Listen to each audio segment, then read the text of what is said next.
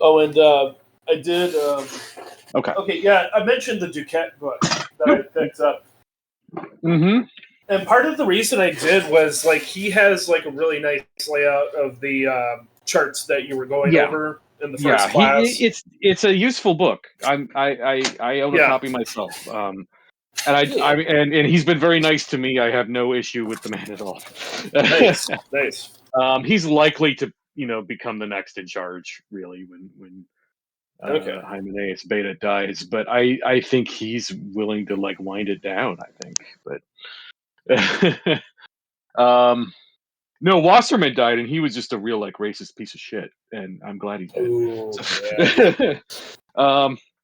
Anyway, I guess I'll get started, and if people want to pop in, I'll make sure that they get invites. But yeah, this class is going to be entirely about the Atu, also known as Trumps. But as explained last lecture, I no longer use that word. So I'm probably going to delete this introduction before I post it up. So I'll start that proper. But if you want to pull out your Trump cards now, that would be appropriate. With the mount. Yeah, just because you're gonna want it. I've got them in this lecture, but if you want to look at them face to face, feel free. And also, there's a lot of details, and I'm more than happy to go over individual details as I go because there's a lot in every card. There's so much stuff to pick up and pick out. So I mean, we got 21 totally cards to work with. So yeah. Well, 21 plus 1.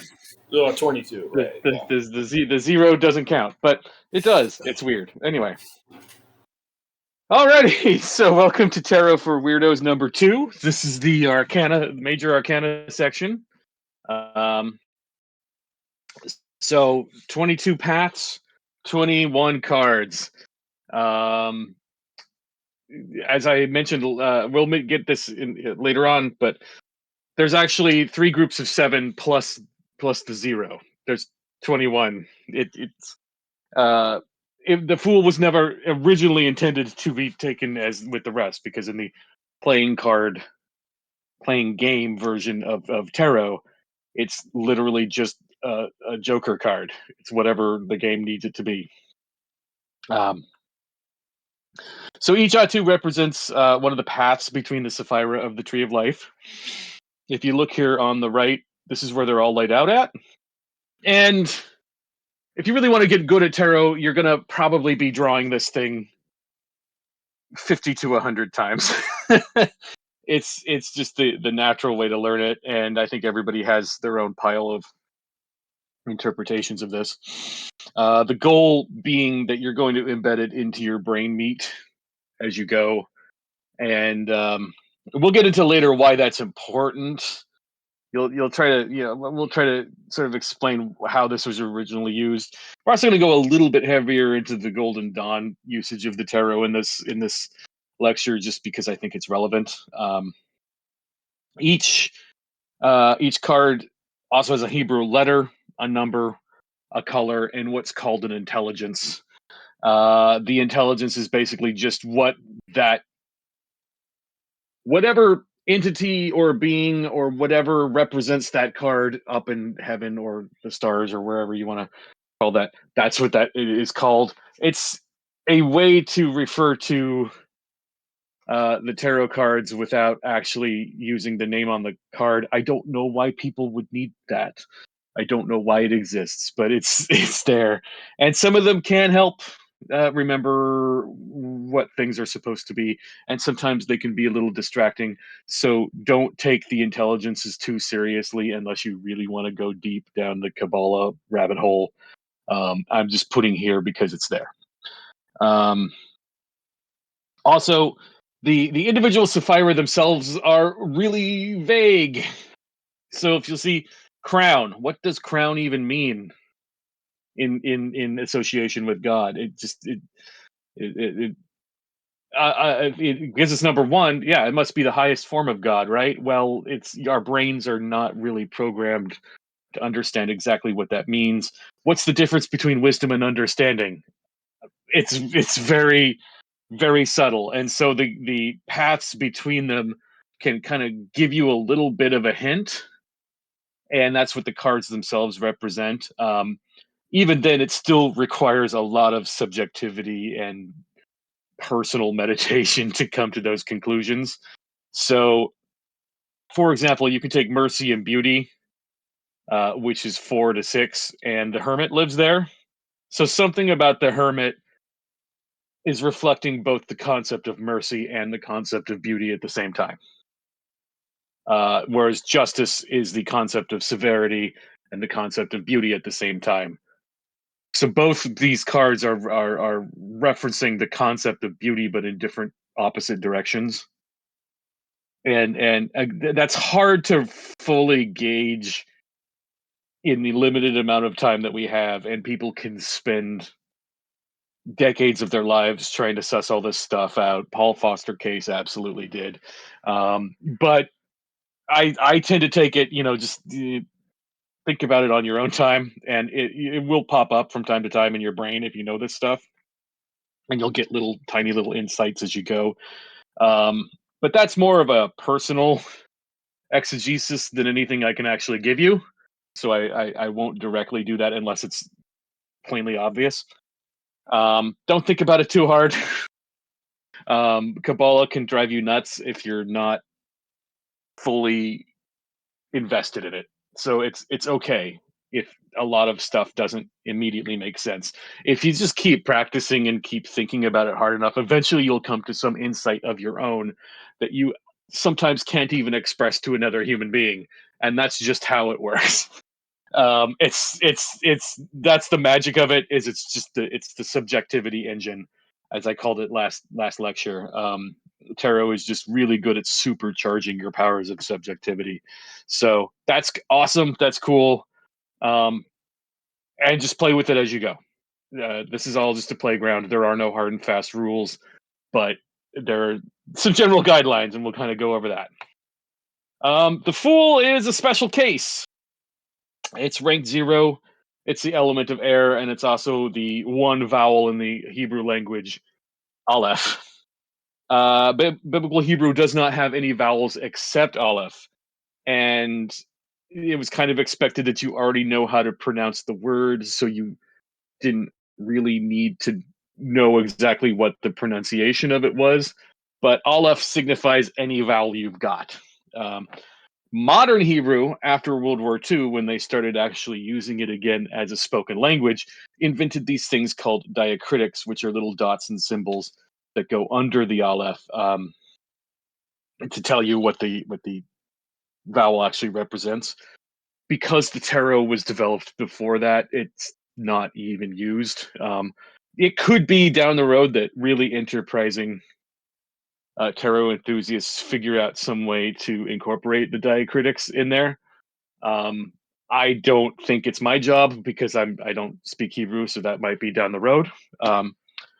The Fool is super situational. There's all sorts of different ways to view it, and we'll go over that later on. But it's the most subjective card of the bunch, so you'll need to just be ready for it when it comes. And as for any of the cards in the deck, if you don't like it, if you don't care about it, if you don't want it popping up, you can just throw it out. You are absolutely allowed to remove cards from your deck. It's totally cool. It's your deck. You own it. I do not personally believe that there is, some sort of angel or something directing which way they're scrambled. I don't think it works that way. I just think it's about charging your internal subjectivity. So, as mentioned in the last lecture, Paul Foster Case laid out the 21 cards in 3 rows of 7, leaving the Fool out as its own thing. If you were to do that, you're going to get 3 rows. The top row are what are called agencies. The middle row are called machinery. The lower row are the results. And so if you were to look top down, you're going to see each one of these agencies has a machinery and a result. And understanding this concept can give you a lot of insight into what your Atu mean. It again fairly subjective, but it's a useful way to look at it. So this, the first 7 cards of the deck, these are, you can think of them as the classical planets, and that's more or less what they are. They're the 7 universal archetypes of the 7 classical planets. If you really want to get deep into Thelema, there are also the 7 chakras on the spine. I'm not going to go over that, but it's these are the, according to the occult beliefs, there are these 7 directing archetypes that can be appealed to. For example, the magician is Mercury, so he rules communication. The high priestess is Luna, or the moon, so she rules insight. Venus is the planet Venus, she rules love. Mars rules dominion because he's the male alternative to Venus. Jupiter is the law, anything, human control of matters. And Sol, or the sun, is crunchier in that it represents alchemy. It's a little bit more abstruse, but it's fascinating, and we'll get down there. But yeah, you're going to learn a little bit of alchemy here, and that's great. And Saturn tends to represent time. So that's one way of looking at these agencies. Each agency has a machinery, and these are methods that they operate with. Think of these as the verbs of tarot. So strength, representing will. The hermit representing introspection. The wheel of fortune is cyclical luck. Justice is morality. The hanged man is sacrifice. Death is transmutation. And temperance is a strategy. So, I will. He, she, it thinks, oh my God, we've just experienced something wacky. We should be doing this. Or because of your sacrifice, something will happen. Or X changed into Y. Or if we adhered to this strategy, somehow we muddled through. That's the machinery of tarot. And the results and consequences are, you've let the agency bake within the machinery and you let it in too long. And this is what results when that happens. So the magician uses his will and lets it hang out way too long. You're going to wind up with the devil, which represents domination. He's focused his will on a thing so strongly that he's dominated it. And that might not necessarily be a bad thing. It's just the magician is holding everything together in that instance. So you get all of these different consequences. So domination, an ironic twist, hope, some secrets, some joy, rebirth, or manifestation. I know I'm speeding past these, and we'll go more in depth as we go, but that's just kind of one way to understand them. And if you just place your cards out on the floor, laid out like this, and just spend some time staring at them, you'll make little stories in your head. For example, I've got 7 sort of dramatic plots that can be made when you do this. So, for example, communication and will equals domination. So you're going to get a heroic tragedy. Your, Citizen Kane, your Godfather, even like Doctor Strange, which is the, ultimate wizard movie. Insight and introspection equals an ironic twist. That's your character dramedy. So I gave it Fargo, Psycho, Life Aquatic. They're basically, you have to think about what the characters are doing and why they're doing it, and then you're going to get something at the end that surprises you. The third one is love, cyclical luck equals hope. That just results in a romantic comedy. Your dominion plus morality equals secrets. That's a noir movie. So you get your Blue Velvet and your Double Indemnity and some certain parts of Seven. Not all parts of Seven, but certain parts. The fourth group is the law plus sacrifice equals joy or a happy ending. That's just a cowboy melodrama. That's a straight, the sheriff comes to town, kills the bad guy, and everybody celebrates. The fifth one is a little bit more difficult one to grok, and it is the alchemical procedural. So it's alchemical union plus transmutation equals rebirth. So it's the procedural drama. It's showing you how somebody solves a problem.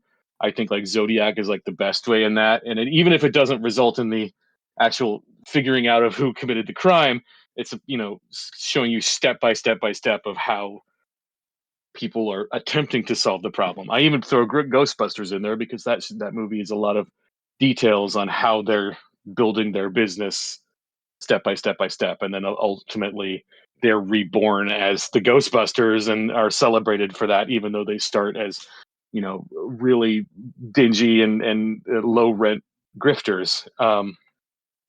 The last one is the time plus strategy plus equals manifestation. That's your basic Disney family movie. Let's save the community center. I put Pee-wee's Big Adventure, Ski School, Dirty Work being the R-rated version of that. But these are sort of if you can think of them in terms of plots, it helps. So that's just kind of my general introduction. We're going to get stickier here, but that's my own just general way of thinking about tarot because, again, like I like to say, subjectivity engine.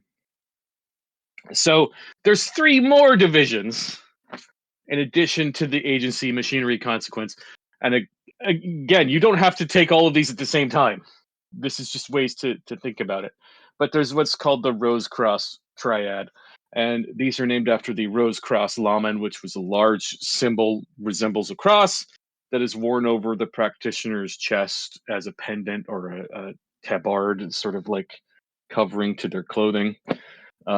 This was to be worn during magical rituals. And it's a method also to draw out sigils of words that have been written in Hebrew so you can convert any word into a visual. There's a bit of code breaking in there. And this is for the process of summoning angels or demons or gods or whatever you need to summon. But for our purposes, it gives us a really cool breakdown of the 22 Atu by 3 categories. And that's the mother letters, which are associated with the elements, the double letters, which are the planets, and the simple letters, which are the zodiacal signs. In Hebrew, there are 3 mother letters.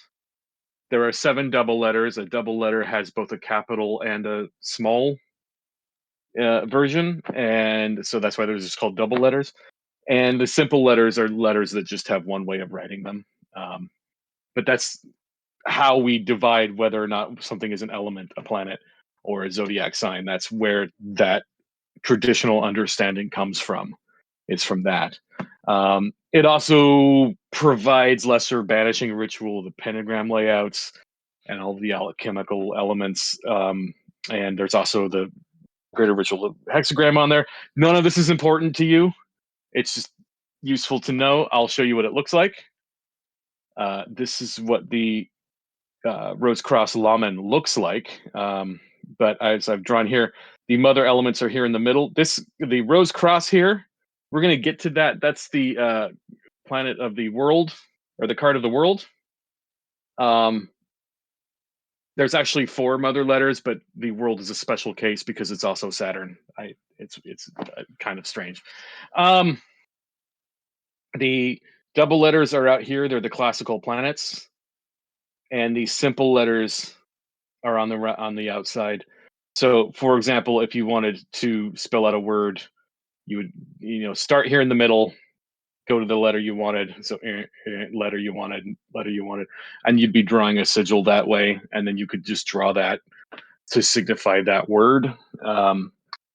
There's reasons you could do that for magical purposes. That is super advanced, crazy stuff down the road.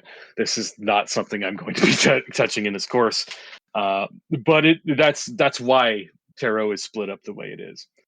The Golden Dawn also took the Tetragrammaton and replaced it with INRI which are the letters above the sign on Christ's head when he's being crucified.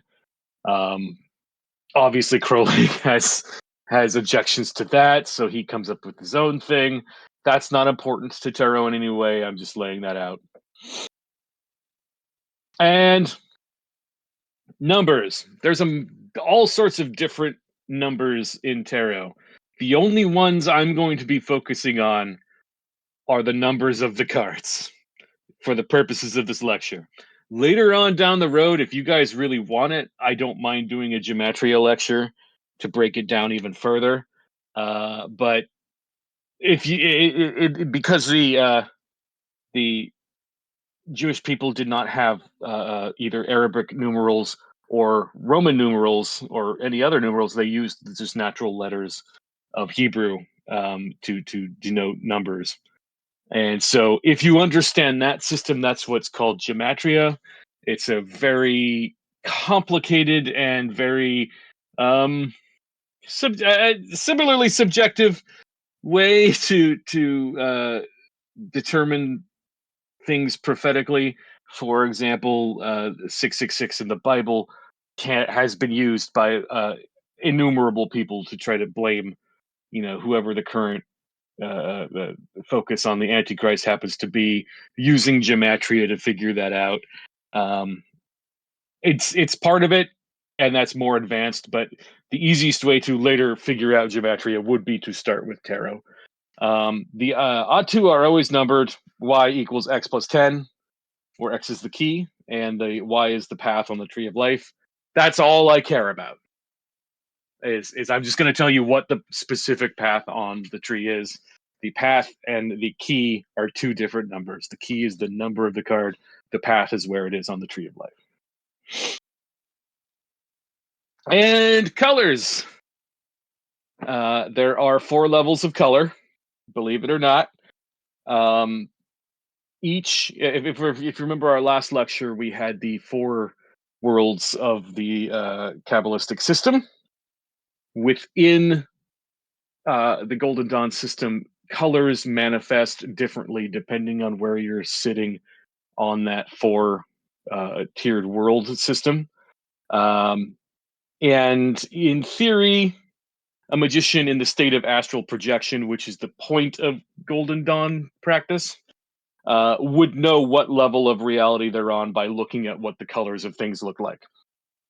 So, for example, if you're in red in Atziluth, it would look black. It would in Bria, it would look dark brown in Yetzirah, and it would look gray flecked pink in Asaya. This is called the King, Queen, Prince, Princess scale, and it's really useful when we get to the court cards. However, on the most of these cards, both Waite and Crowley are using these scales to determine what colors need to be on their card. I'm only going to focus on the Atziluthic color. I'm not going to focus on the other colors, but they're there. If you want to go down the road and study that even further, you'll find it. For example, Lon Milo Duquette's card or book really lays out the color scale system. I don't think it's relevant at this stage in education, but it's a thing you can learn later down the line.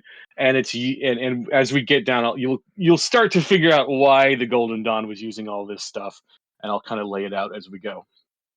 But for learning purposes, know the key color, find it in the card, and you'll find a hint for what the card is actually about. So know what the color is of the card, and you'll be able to figure out what the card is actually telling you. And there's the subject of the flashing colors.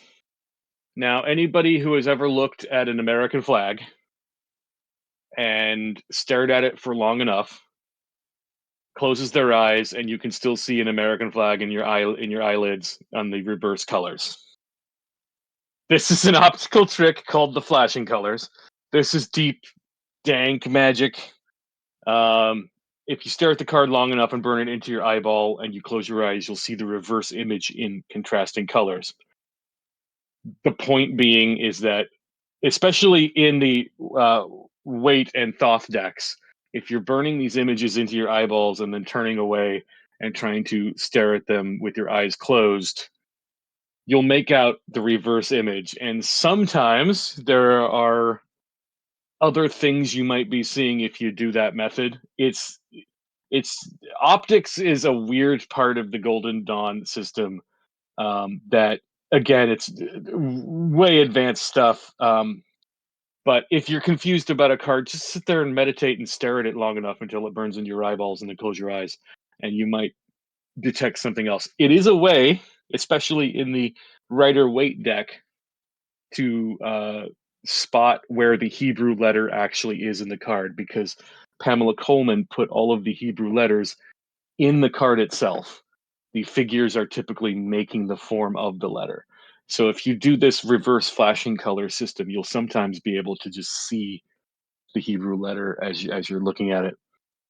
That's something to play around with. I'm not going to really go into a detail, but it's a thing that you can do with tarot cards that's kind of advanced and cool. But the whole point of the Golden Dawn is learning all of the numerology, the colors, the meditative practices, the rituals, and you're basically building a Swiss Army knife of magical symbolism that you can use later on.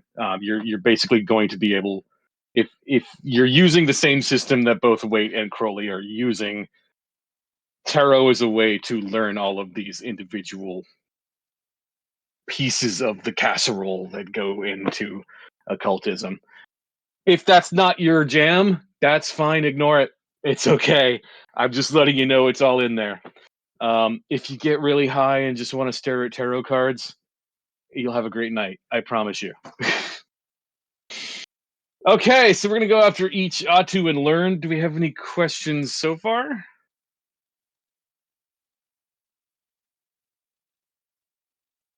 Anybody there? Yeah, so we're just only focusing on the king scale, right? As far as color attribution goes. Yep. Okay. If this lecture series goes, longer, I'm happy to get into that stuff. It's wacky, and it's not relevant, but it is fun. And I know that our subgenius pals like stuff like that. So we're gonna go each individual card one by one. If you want to have them in front of you and just uh, stare at it as we go, that's great. I'm gonna have images of both Rider Waite and Thoth up so you can see the differences. If you have any insight, questions, comments, please speak up, and I'm happy to help. That's totally fine by me. So we're gonna start again with the Fool. The letter on this one is Aleph, which means ox. This is a mother letter. Again, if you remember our formula, number is 11. The color of this card is going to be yellow, so you're looking at all the yellow. So if you notice, above the Fool, all of the air is yellow. So you'll know the attribution is air, because all the air above him is yellow.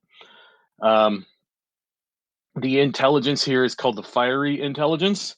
This is, the highest possible level, most basic molecular concept, I guess. It's the most difficult card to really understand, and it's worth your time to just come to your own conclusions on it, but I'll give you some ideas. So this represents ideas, your first thought, your basic, inborn spirituality that you're born with, and literally anything about you that wants to be above the material world, any sort of idealism you have.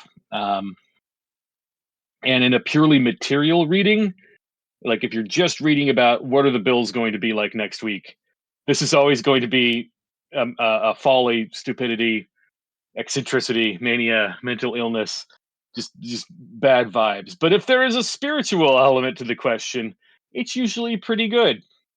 So this is why it's the most subjective card, because it can really go from one way to another. If you'll notice, he's got a little dog. I've always been frustrated with the way Lady Frida Harris drew the dog, because it doesn't look like a dog at all. It looks like a tiger. But it's supposed to be a dog. Way back when this was the Golden Dawn deck, it was originally a little baby being nursed by a wolf in the Romulus and Remus myth. And at some point over the years, it became something completely different. And I suspect what happened was Waite was trying to be sort of elevated in his approach. He's got this little dog. It symbolizes instinct, animal passion. He always follows his lower impulses, so he's pretty much led by his dick all the time. He just goes wherever, whatever makes him horny. The bag that he carries is an old timey pun. It's literally a wind bag. You can't quite tell what's on it. There's a little eagle's face, but usually it's hard to fully differentiate what that is supposed to be. But it's supposed to be the head of an eagle, which of course is an animal of the air. The stick is a slapstick, which was a thing a clown carried in the Middle Ages that if you slapped made a loud noise. So he's a literal clown. He's a wacky, Harlequin type guy. At his absolute best, the fool is a holy fool. He ignores the rules and seeks his higher truth. At other times, he's somebody you laugh at. He's like Buster Keaton, who keeps getting hit and surviving, and that's funny, but he doesn't seem to care. There's a bit of a tragedy to the Buster Keaton interpretation of the fool because he's a very sad looking man. But he's the guy who gets punched and gets back up again, like the Chumbawamba song. Like I said, the original Golden Dawn is the Romulus and Remus myth. But again, the fool is entirely what it needs to be in your own particular reading. If you just have a gut impulse instinct about it, it's probably that. Also notice that on the Crowley fool, there's a little sun where his dick is. That is a point as to where what he's thinking about immediately. Waite kind of purified it a little bit, but that was Crowley's interpretation. And that's why he's got little horns, because he's horny. He's anyway. The magician is the fool, if you can understand that. And the magician is a character. We'll see some characters in the Atu that keep coming up, and they kind of grow as time goes on. The fool turns into the magician. He becomes initiated. At which point he is in control suddenly. He has taken control, and so the actual deck starts with the magician. He's card number 1. He is a double letter. His letter is Beth, which just means house. You'll notice a lot of the Hebrew letters are just bits and pieces of a house, and pay attention to that. You'll notice that as we go. His number is 12. Again, his color is the same color as when he was a fool. He's yellow. The intelligence of the magician is called the intelligence of transparency, and he represents the planet Mercury. So he's the agent of change. He's taking control. He's persuading you of something. He's using his tongue to get what he wants.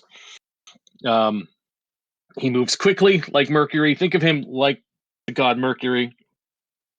It's easier to see in the Thoth version of the card. He does look, considerably more like the god Mercury. Now, Paul Foster Case's card of this is very similar to the Rider-Waite card, but it's more explicit. He's raising this wand that he has in his hand up, and he's aiming his eyes down and pointing down. That's a little bit more clearly to understand what's happening here. He's bringing these forces from above him down into the physical world, and so he's making these flowers, burst into blossom Typically, he's shown with a table of the magical implements. So we've got a pentacle, we've got a cup, we've got a sword, we've got a wand. So he's in control of all of the pips that we'll see later in the small cards. He's using all of them. And you can't quite tell, but he's got a serpent biting its own tail as his belt, which is the same thing as the infinity sign above his head. Hard to tell, but apparently that's what that's supposed to be. So the fool survived his fall off the cliff. He's now initiated. He's become a magician. He's learned from his mistake. You'll notice there's no dog. It's gone now. Over here on the Thoth, there's this monkey. If you can't quite tell, that's called the ape of Thoth, and it signifies basically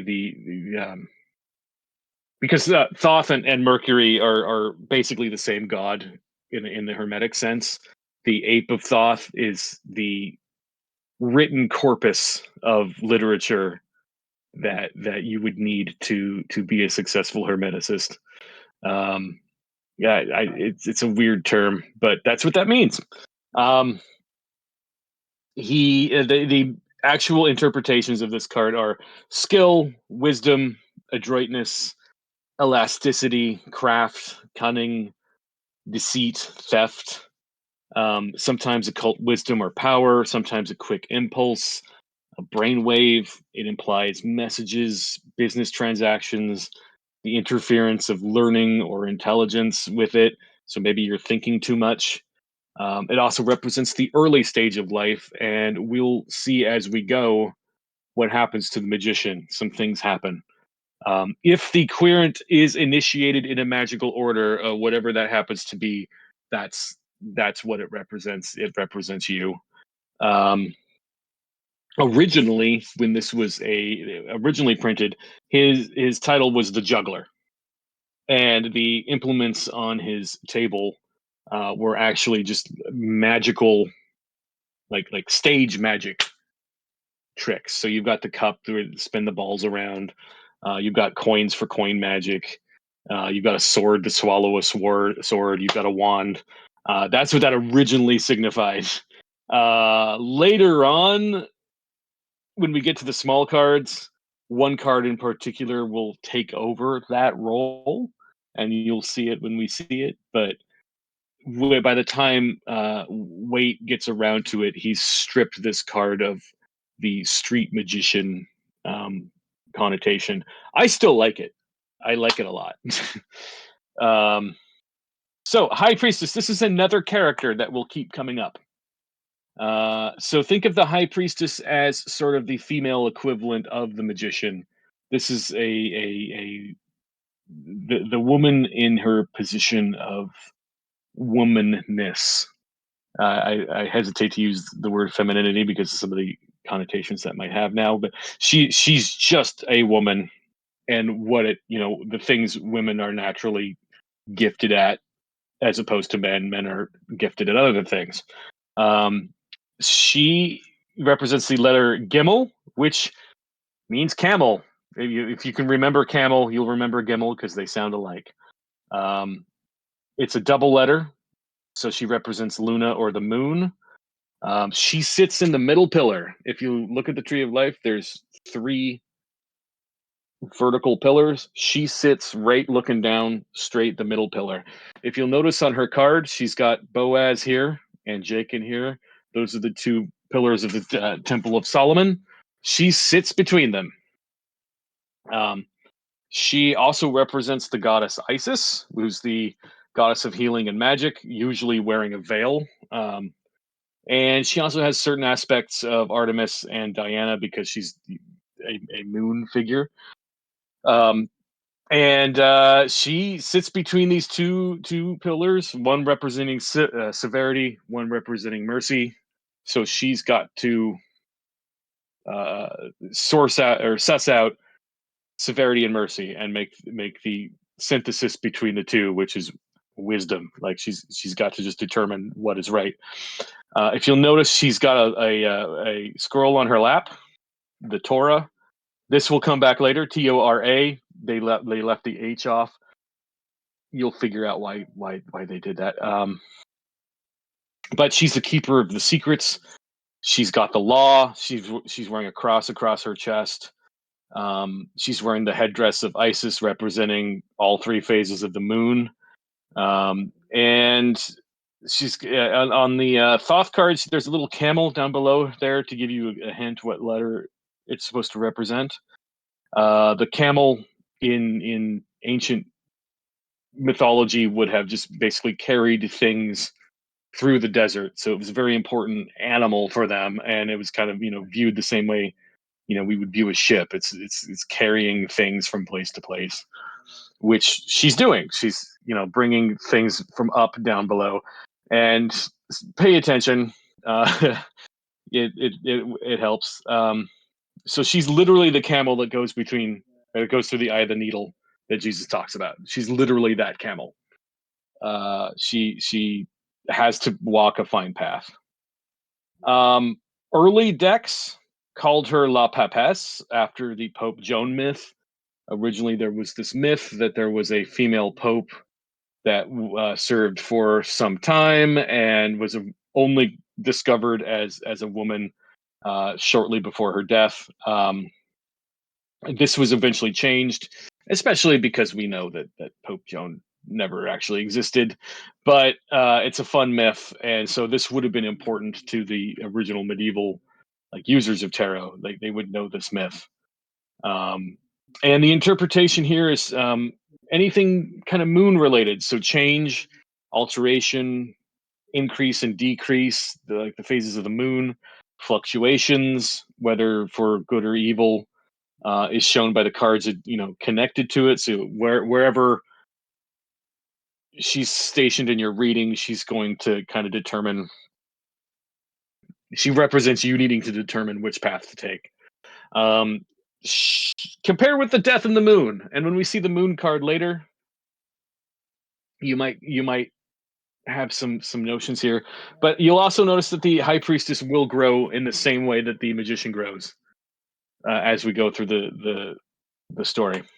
Real quick question about about the high priestess. I noticed if you go back to it, it looks like her dress or whatever is like flowing water, and it seems like the background also seems to be like water too. And I know that I guess there's like some interpretation of that as being like psyche, just going into that's actually an interesting point, because when you do lay the cards out on the Tree of Life and you pay attention to the cards on the middle pillar, you'll notice running water.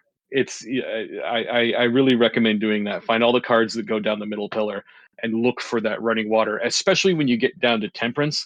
You'll realize it's the same water that's coming out of her dress.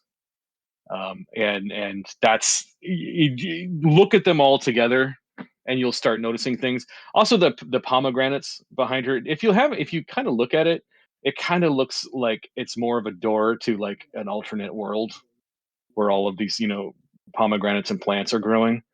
That's it's literally just subjective interpretation, but yeah, the flowing water is a huge part. I know Paul Foster Case makes that a really crisp point. For whatever reason, Crowley doesn't really get that part of it. But again, that's the beauty of having all these different aspects to it. Anyway, we'll go to the next one. The Empress. The Empress is not the High Priestess. She is she's Venus. So in the same way that when we get to the Emperor, he's Mars. She is all women, but not exactly the same way the High Priestess is all women, if that makes sense. So her letter is sometimes they're pronounced Dalet, sometimes they're pronounced Daleth. I learned it as Daleth, but I respect that, so I put that there. Dalet means door. So again, a piece of a house. What is she doing? She's letting people in and out. She determines whether or not people are inside of the house or outside of the house. So she has some power. This is a double letter. Her number is 14. Her color is green, and you'll notice there's some instances of it. She's got this little shield here. with the Venus female sign. There's a green circle in it. There's all these trees. She's got a green band around her head. The intelligence title of this card is the Luminous Intelligence. And you'll notice in the Thoth card, she's kind of a much softer drawing than all of the other cards in the Thoth deck. I've always found that odd until I realized that she's making the shape of the Daleth down here, as she's laid out. It took me a while to figure that, because it doesn't look like the rest of the cards in the deck, and it took me a while to figure that. I kind of think it might have also been the first one that she submitted, because it might have been personal to Frida Harris. Earlier decks associate her with Juno, who's the wife of Jupiter. Comte de Gebelin definitely seems to have thought that. And that makes her different from Isis. Juno and Isis are two completely different characters. Juno operates a completely different modus operandi. She's, much more assertive than Isis ever is. And later decks would merge her fully with Venus, so you get sort of a combination Juno Venus with the Empress. She carries both roles. She's both the queen of the cosmos and the goddess of love at the same time. So she's represented by the actual planet of Venus. If you notice, she's growing, plants out of the ground. She's accompanied by a swan over here. So she combines both, like, being the Greco-Roman matron and the sexual romantic focus of Venus. She represents fecundity and growth. So she's the trees are flowering because of her. She's the goddess of growth. She wears a crown. She holds a scepter. The number of stars on her head is interesting because it's the same number of stars as the Queen of Heaven in the Book of Revelations, and that's my own entire side thesis. Maybe I'll talk about that someday, but you'll also pick up here and there. I'll mention that. She's sitting on a throne. She's the woman who is completely fulfilled as wife, mother, and manager. Like she's got all of it. She's the feminist ideal. She's twinned with the Emperor. She's Venus. The Emperor serves as Mars. So she's all women in the same way that the Emperor is all men. Interpretation for her is generally good. Beauty, happiness, pleasure, success. She can signify luxury. She can signify decadence or dissipation if the rest of the reading is negative. She could also just signify woman if that's the topic of discussion. She is raw feminine, this Empress. And this is the Emperor. In the grim dark future of the year 40,000, there is only war. And the Emperor is Mars. He's the letter Ha, the window. So if the Empress is the door determining who enters, the Emperor is the window who is able to let everyone know on the inside what's outside. And he is a simple letter, so he represents the zodiac sign of Aries. There's a lot of goats in both of these cards. So think of the ram. His color is orange-red. If you were to place the Empress and the Emperor and Thoth next to each other, they'll be staring at each other directly. His intelligence is the constituting intelligence, so that's fairly vague, but he determines what is and what is not, basically. He signifies Jupiter, Mars, Osiris, Wotan, any sort of father god. He serves as the Empress's counterpart. If you wanted to do a subgenius deck, this could be Bob with Empress as Connie. It's easy to do. And this is going to be a problem with Thoth because Crowley flipped it with the star, which messes up a lot of the numbering. In the Book of the Law, there is a prophecy that Zadi the letter Zadi is not the star, which just threw Crowley into a frenzy of trying to justify, well, where does the emperor supposed to sit, or what is the Zadi letter supposed to be? He ultimately determined it's the emperor, and this has to do with his belief that the age of Osiris, the dying god, is over and has been replaced with Horus, the law of Thelema. So he flipped the emperor and the star. I don't particularly care. I think, okay, that's you, man. You do whatever you want to do. Also, you'll notice he put the lamb with the flag. If you're familiar with Crowley, the Liber 418 really has this fairly hateful little prophecy from whatever spirit he's talking to about how the lamb on the Christian Lamb of God is actually the worst demon of them all. So that's this card for Crowley signified the oppressive nature of Christianity. Eh. I don't quite see that. Most decks don't make that change. That's just a Crowley thing. He can also represent the demiurge, who is the false creator of Gnostic Christianity. If you understand your Gnostic Christianity, there's God, and then there's sort of this little like reflection of God called the demiurge, who actually makes everything. And it's not that he's evil, it's that he's stupid. It's that he doesn't have all the information necessary to correctly make the cosmos in the correct way. So if you're leaning toward Gnosticism, that's one way to interpret this card as well. He sits on a cube, or he sits on a throne made out of a double cube. So it's two cubes on top of each other. That is the proportions of the Golden Dawn altar. And that you'll see that, especially in the weight deck, that will come up, and you'll be pointing that out. So the interpretation here is, again, the grim dark future of the year 40,000. There is only war. So war, conquest, victory, strife, ambition, virility. I also place him as the first estate. So if the Hierophant represents the second estate, the Emperor represents the first estate. So the authoritarian powers that be versus the soft power church. That's one way to think of that as well. The Hierophant. I like this card a lot. I think he's a cool dude. This is the one I like Crowley's card better than the weight card in the rare instance. His letter is Vav, the nail.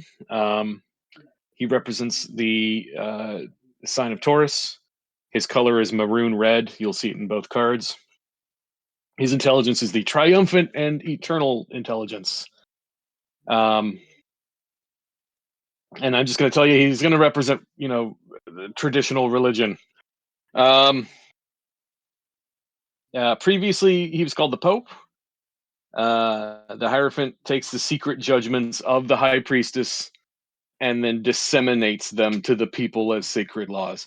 So if you'll notice, he's sitting in front of the two pillars that the High Priestess is also sitting in front of, except now they're big and gray and ornate and dead looking. So he's got to take what is actually alive that the High Priestess is sussing through, and he's got to make it suitable for the rest of the world. And that kind of diminishes it a little. He wears the triple crown of the medieval papacy. He's got the cross of St. Peter, or the keys of St. Peter at his feet. Excuse me, need some water. He's got the triple cross of the Crusades over here on the right. And again, he sits between the Boaz and Jachin columns, but they've been crystallized into a tradition. And he's also sitting on a throne. So he's the second estate to the emperor. He's the emperor's friend. He's kind of bolstering up what the emperor's power is. They both need each other. They really do. Like an empire without a religion is pointless, and a religion without an empire can't really stand. So he's making the sign of mercy because he lives on the far right of the Tree of Life. on the Pillar of Mercy. So he's never going to cause a war, at least in his own mind. Because he's not. He all he has to do is whisper into the ears of the emperor, who's going to go actually do the war. But he's kind of satisfied with the idea that he's a figure of mercy and peace. He's only ever going to use soft power to try to get what he wants. He's the second stage of the magician. If you remember your magician, he was wearing a red robe that was open. Well, now he's closed it, and he's put on this what's called a yoke, which the Pope sends to his archbishops. That's just a Christian tradition, and it basically signifies, hey, the Pope says you are the correct person to be in this role. And he will eventually become the hermit, but this is his middle stage of his life. And I have some of my own wackier kind of theories about the Hierophant and the magician and the hermit, and I like to compare him a lot to Obi-Wan Kenobi. This is the middle career of Obi-Wan Kenobi. He's actually like leading armies and shit. Later on, when we get to the hermit, he's like kind of withdrawn, but I know that's wacky. Interpretation. So he's not a bad card. He's going to be divine wisdom, manifestation. He's going to give you a lot of explanations. You're going to look for some sort of teaching in this scenario. There's going to be a little bit of differing analysis. So, feuding theological exegesis might come up. If you've got occult knowledge, well, here's some deeper wisdom behind it. Again, represents the second estate, the traditional patriarchal religions. If you'll notice on the Thoth deck, he's surrounded by large ungulates with tusks and horns. So these are the male versions of Taurus. So the bull, he's got an elephant. I don't know. Two elephants. And it's the middle stage of life. So this is your middle age card. The lovers. This is another pair of characters. Sometimes people think that they might be the magician and the high priestess. I don't think so. I think that they're their own thing, because they just generally signify, male and female union. And it doesn't have to be male and female either. That's a very important thing. This is the letter Vav, which signifies the sword. Look for the color orange. And look at this angel here. This angel is also a character who's going to come back repeatedly. And you'll be seeing this guy. This is the sign of Gemini, which means the twins. The intelligence here is the disposing intelligence. So he's wanting to, bring these two figures together and make them disposed toward each other. It does portray Adam and Eve, but also Castor and Pollux, who were both men, are the constellation of Gemini. So don't worry about, normative genders here. The angel is the inspiring genius of love. So think of it more as like Cupid, or Eros, or this is the angel of love. He is uniting the two lovers, and this is an alchemical union. That's one thing that I keep kind of hammering this back and forth, but the union of opposites is the point of alchemy. And so this is the card that is going to start the process. And as we go down the cards here, you're going to see this concept of alchemical union come back a couple more times. On the Rider-Waite side, you'll see the tree of knowledge of good and evil here on the left with the snake around it. On the right is the tree of life. You'll note when we get to the devil, you'll notice, just remember these things, because when we get to the devil card, that's going to be important. On the Thoth card, really similar imagery, but this angel looks a little bit more sinister, doesn't he? And there's a Cupid floating above him to kind of signify, what this angel's actual purpose is supposed to be. I've always looked at these hands, and I see them more as like puppeteering. I find it sinister as compared to the other cards. But the male and the female, if you notice, their skin colors are opposite. That's important. As charged with the children here. If you know your Gnostic Mass, This is a thing that happens in the Gnostic Mass, and this angel in the Gnostic Mass is actually the priest with the deacon and the king and queen here, the priest and priestess, and the oppositely charged children. Bear in mind that the eagle or the lion is red, the eagle is white. That's gonna change later on. And this egg with the snake around it, that signifies the heart in thelemic imagery.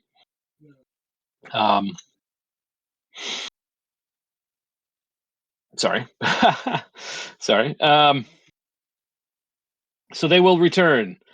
The interpretation here is inspiration, so passive, in some cases mediumistic, like they are hearing something, the universe is directing them, hey, you guys should fall in love, and they're going to fall in love, and that's good. There's a motive, there's power pushing toward action, so the divine space is trying to push some humans together to create a person. In the case of the child, that would result here. So inspiration, impulse, union of opposites, that Hegelian dialectic we talked about. Good pairings, true romance, happy endings. This is typically a good card. I've never really seen it as a bad card. The Chariot. This is actually my favorite card in the deck. I love this card a lot.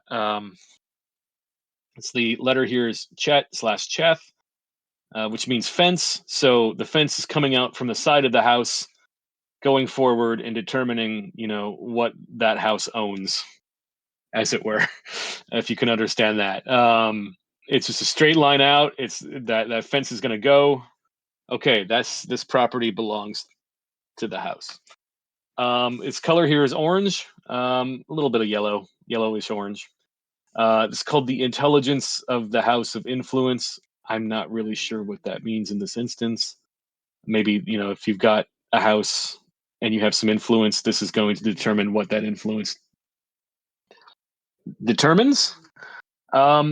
So he's on the far left on the pillar of severity. So he is black and white. If you'll notice by the sphinxes, he's got these black and white sphinxes. He knows only two things. He only thinks in binaries. He thinks of black and white, because he is that Boaz pillar. So he's going. The fence is going to shoot out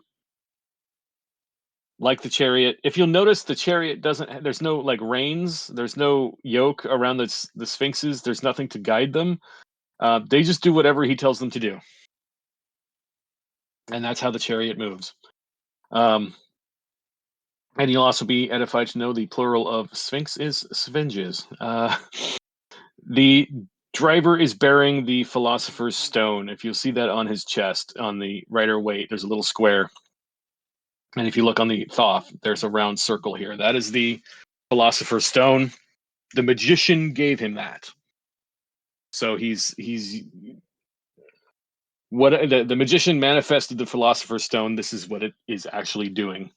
It's kind of a hard card to fully understand, but one thing you can understand is that there's this crab on his head.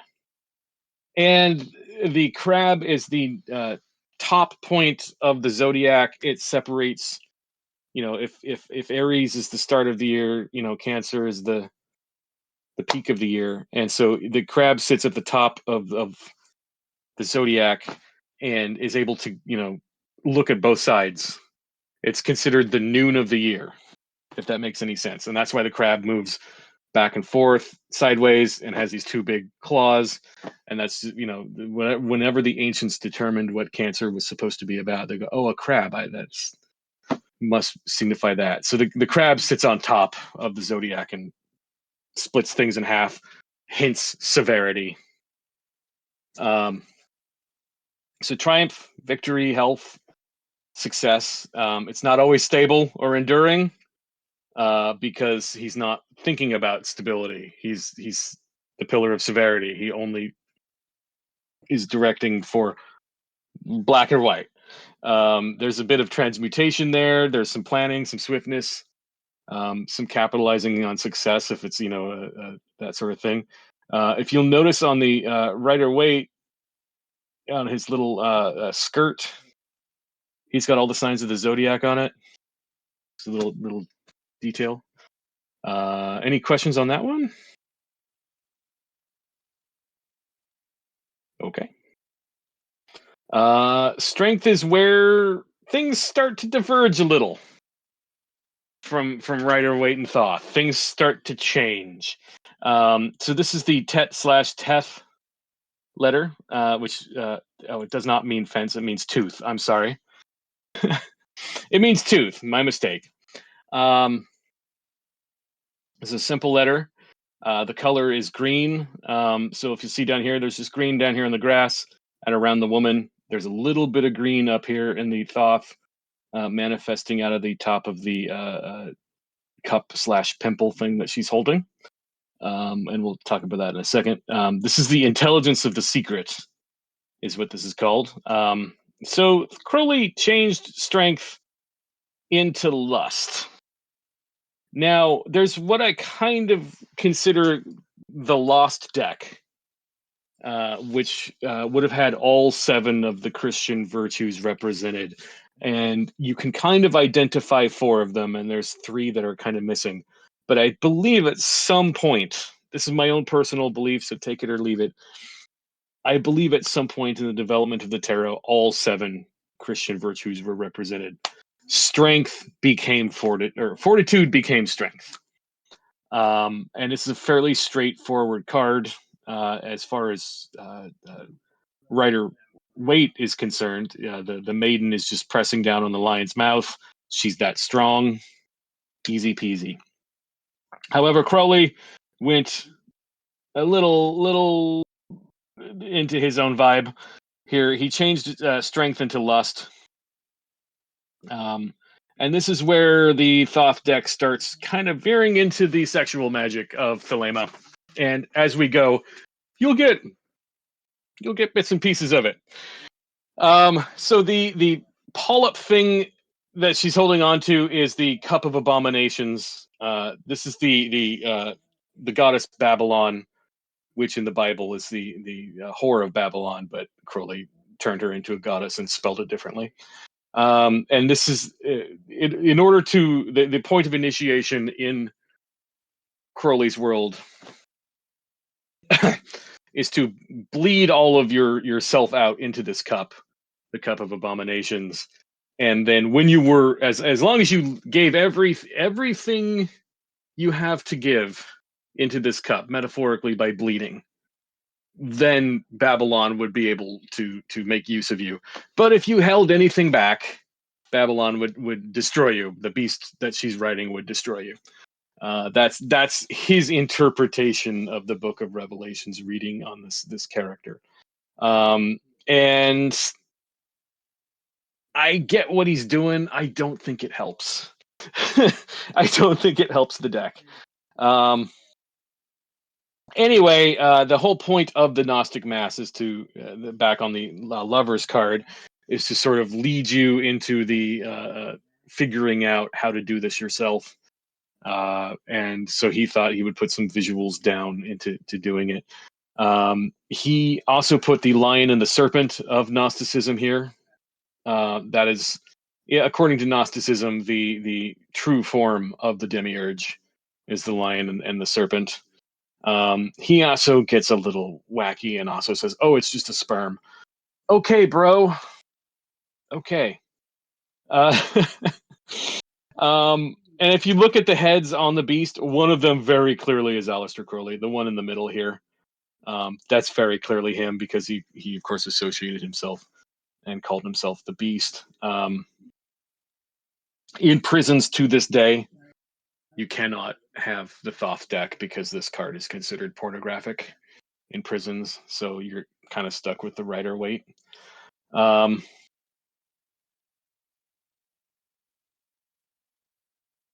I'm sorry, it does not mean teeth, it means serpent. My mistake, sorry. That's why the line of the serpent is there. In Rider Waite strength, the maiden is holding the lion's mouth shut, applying strength to prevent violence. So it's the correct usage of strength to prevent further violence down the road, which, boy, I hope our president could just figure that one out, but apparently he can't. In addition to fortitude, it also implies discipline and foresight. Maybe that's why he can't. Interpretation is courage, strength, fortitude, discipline, power not conceded in the act of application. So just because you're holding the lion's mouth shut doesn't mean you're any weaker. You're not losing anything. You're just holding it shut. That is the correct application of strength. And sometimes there's a bit of obstinacy if this is a negative card, according to the rest of the reading.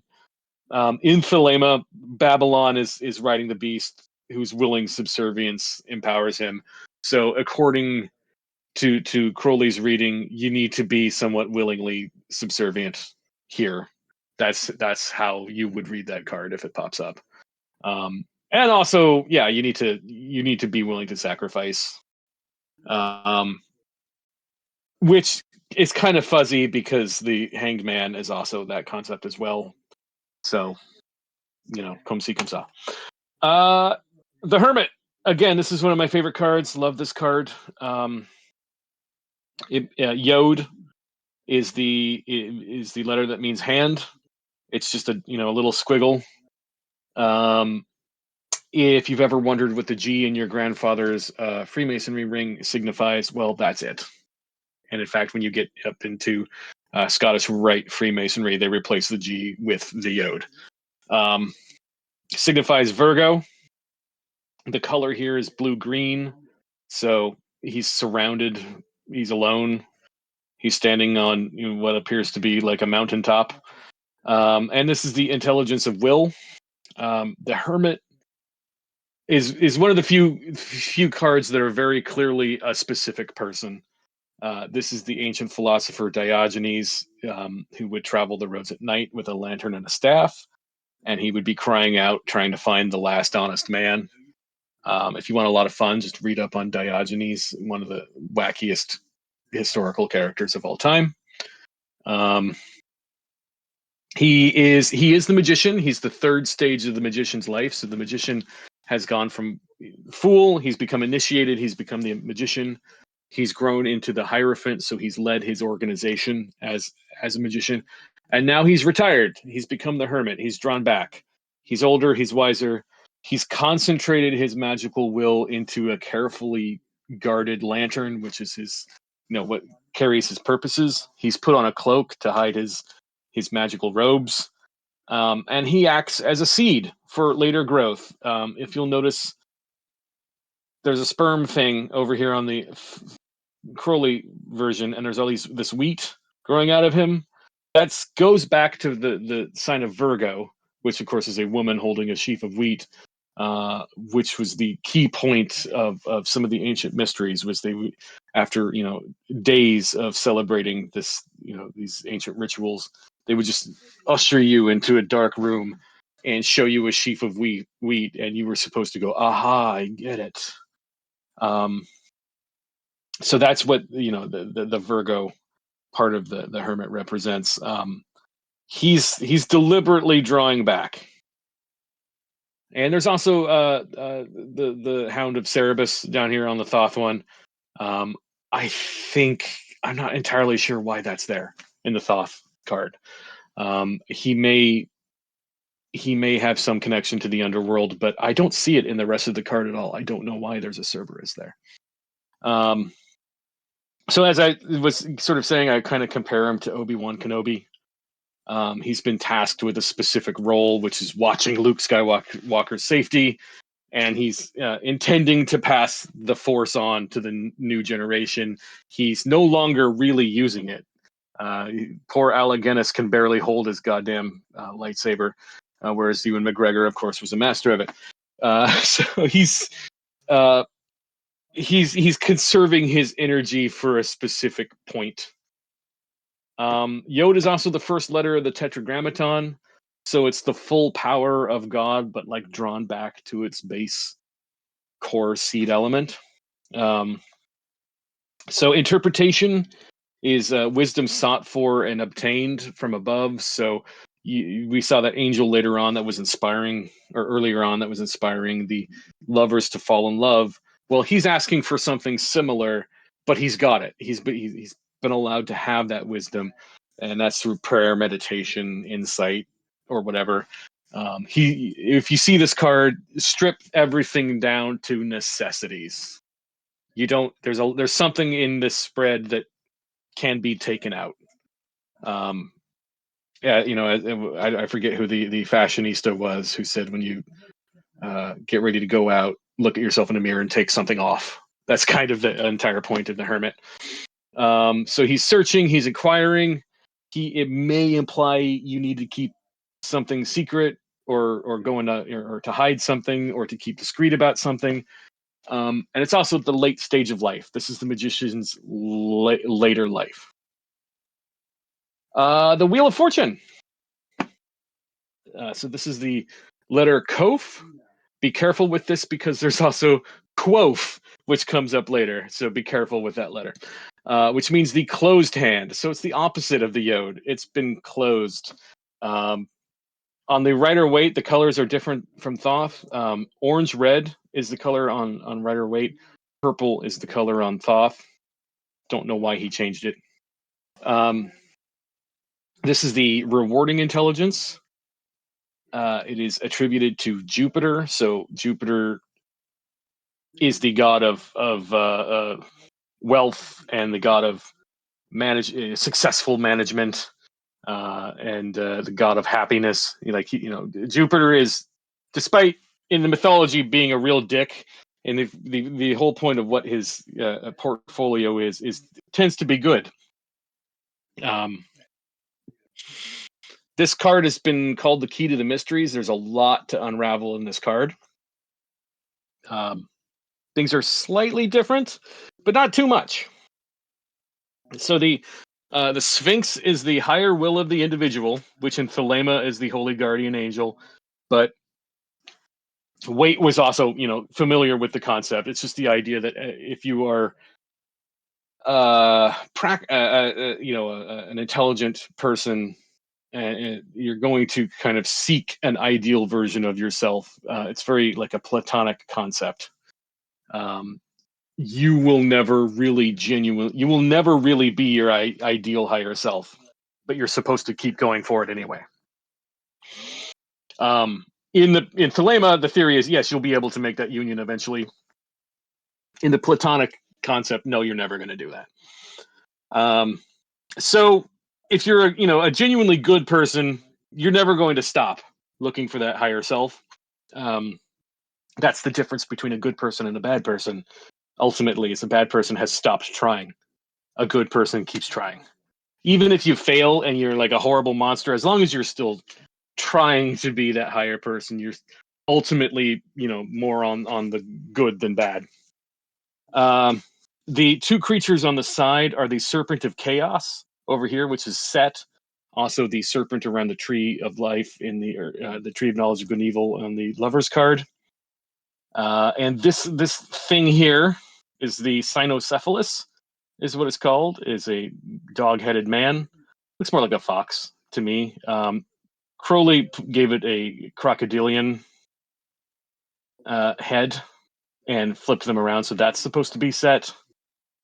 And then the ape of Thoth has returned and is that Cynocephalus. The ape / Cynocephalus equals the lower self. Really compare this to the Freudian concept of superego, ego, and id, or if you're a nerd like me, Spock, Kirk, and Bones.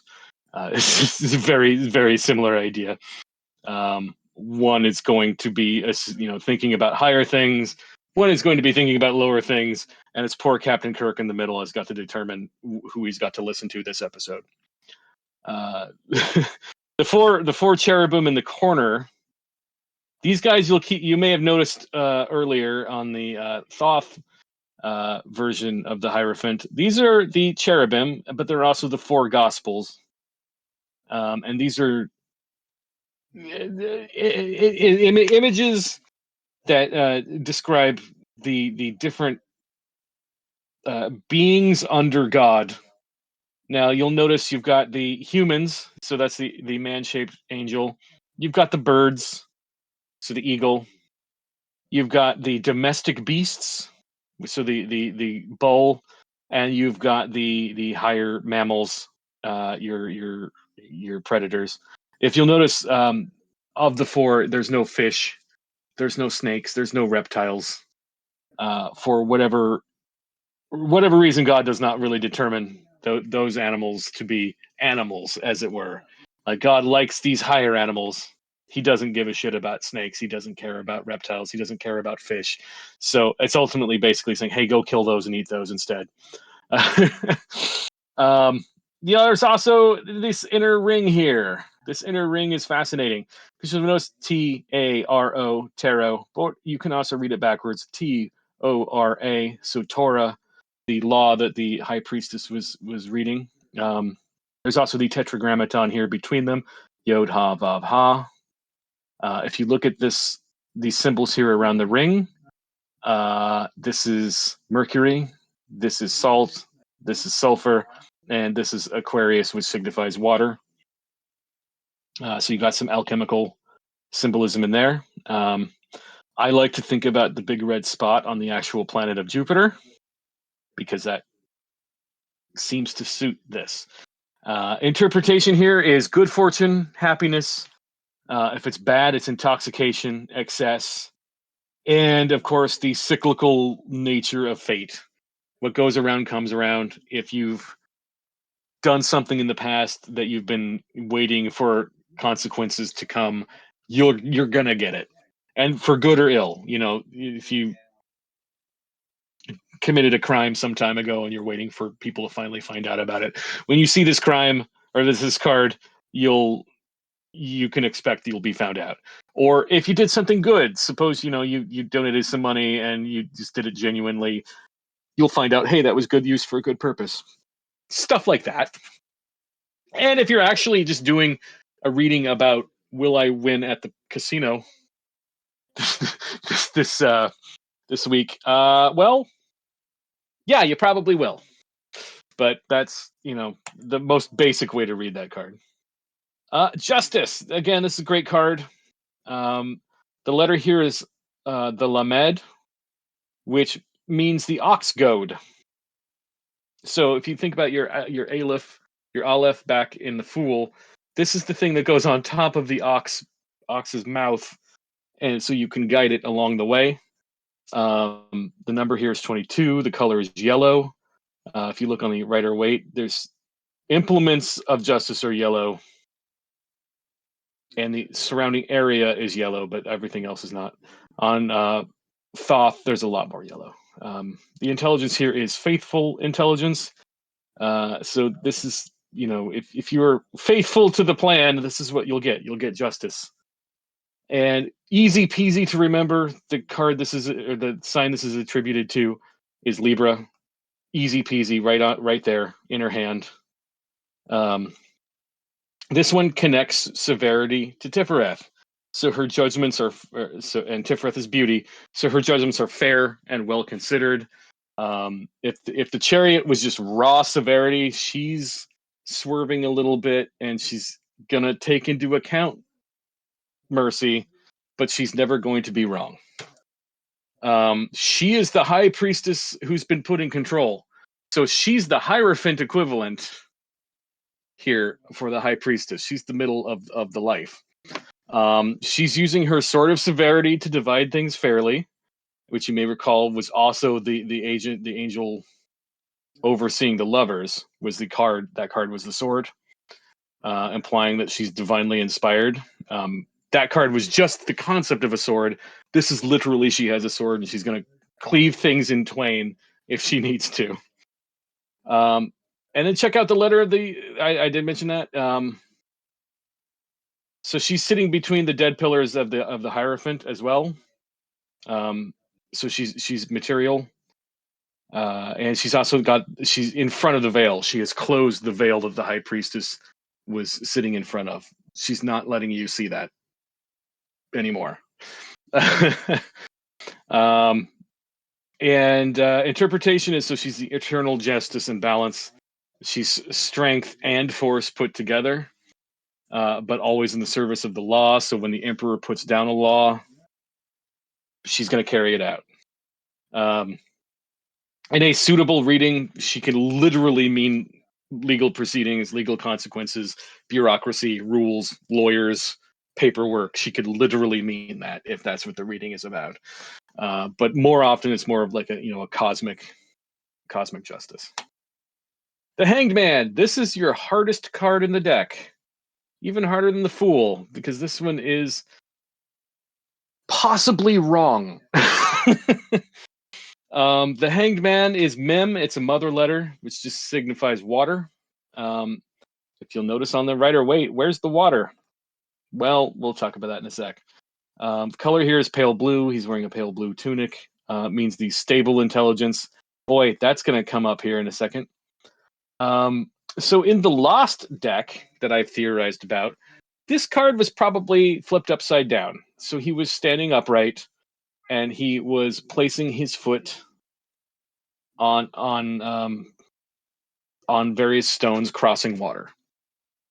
And so that would have represented prudence, because he's prudently placing his foot where it needs to be. That said, it's been flipped at least since the Visconti deck. I don't know why. And if you'll notice, tarot people will argue and argue and argue about this card. It's the hardest card in the deck to fully suss out. So in my head, I just say water. I have my own theories, but watch out for water. Watch out for sacrifice and punishment and loss. It's a bad card. It's a pretty bad card, this card. But I think at one time it may have represented something else completely different.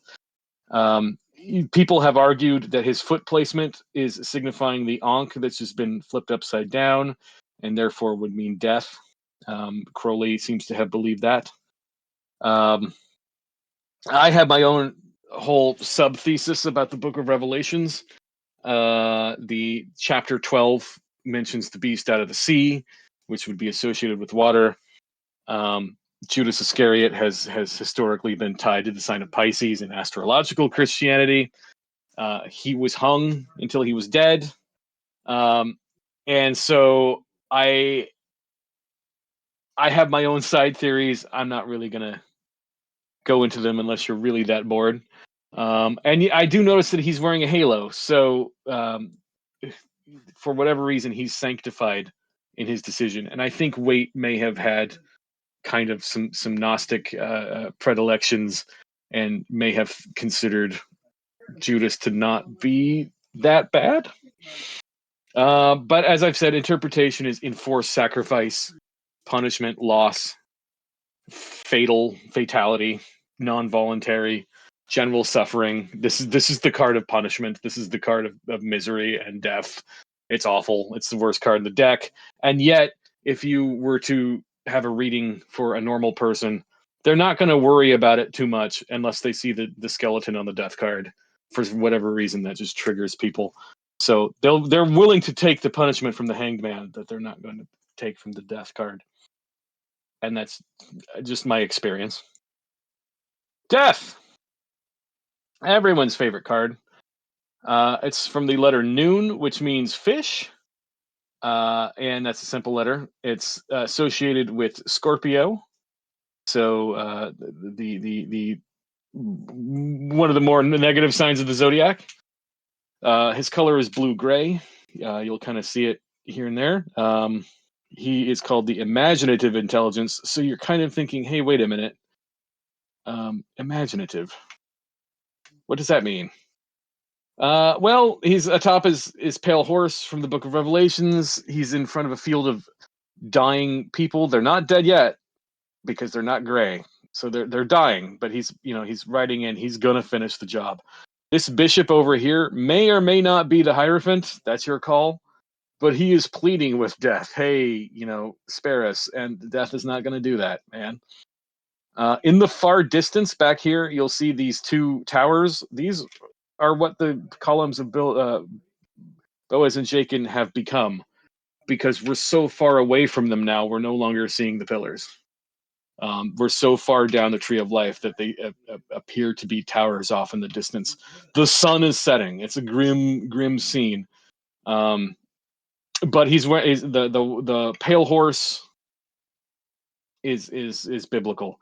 The Thoth card, you'll notice he's wearing Osiris's headgear. Osiris being the god of the underworld. Older cards maintained the scythe for whatever reason. Wait. Switched it to a flag with the Tudor rose on it. Don't know why he did that. But on the Thoth card, he's literally cutting people down. The body has fallen to the ground. The spirit is kind of flying up. So the death is removing the spirit from the physical body. Alchemically, and if you really want to pick my brain sometimes, I've also tracked all of these cards down to stages of the alchemical process. This is the part of the process called putrefaction, which is when you've allowed the organic material in the alchemical process to start rotting and separating out into its base materials. So the old is stripped away and the true form is being allowed to be reborn. I like to think about it if none means fish, it's a bit like that old story that they told kids every year at Thanksgiving, was when the Native Americans taught the pilgrims to put the corn inside of the dead fish and bury it so that it would, fertilize the crops and the corn could grow.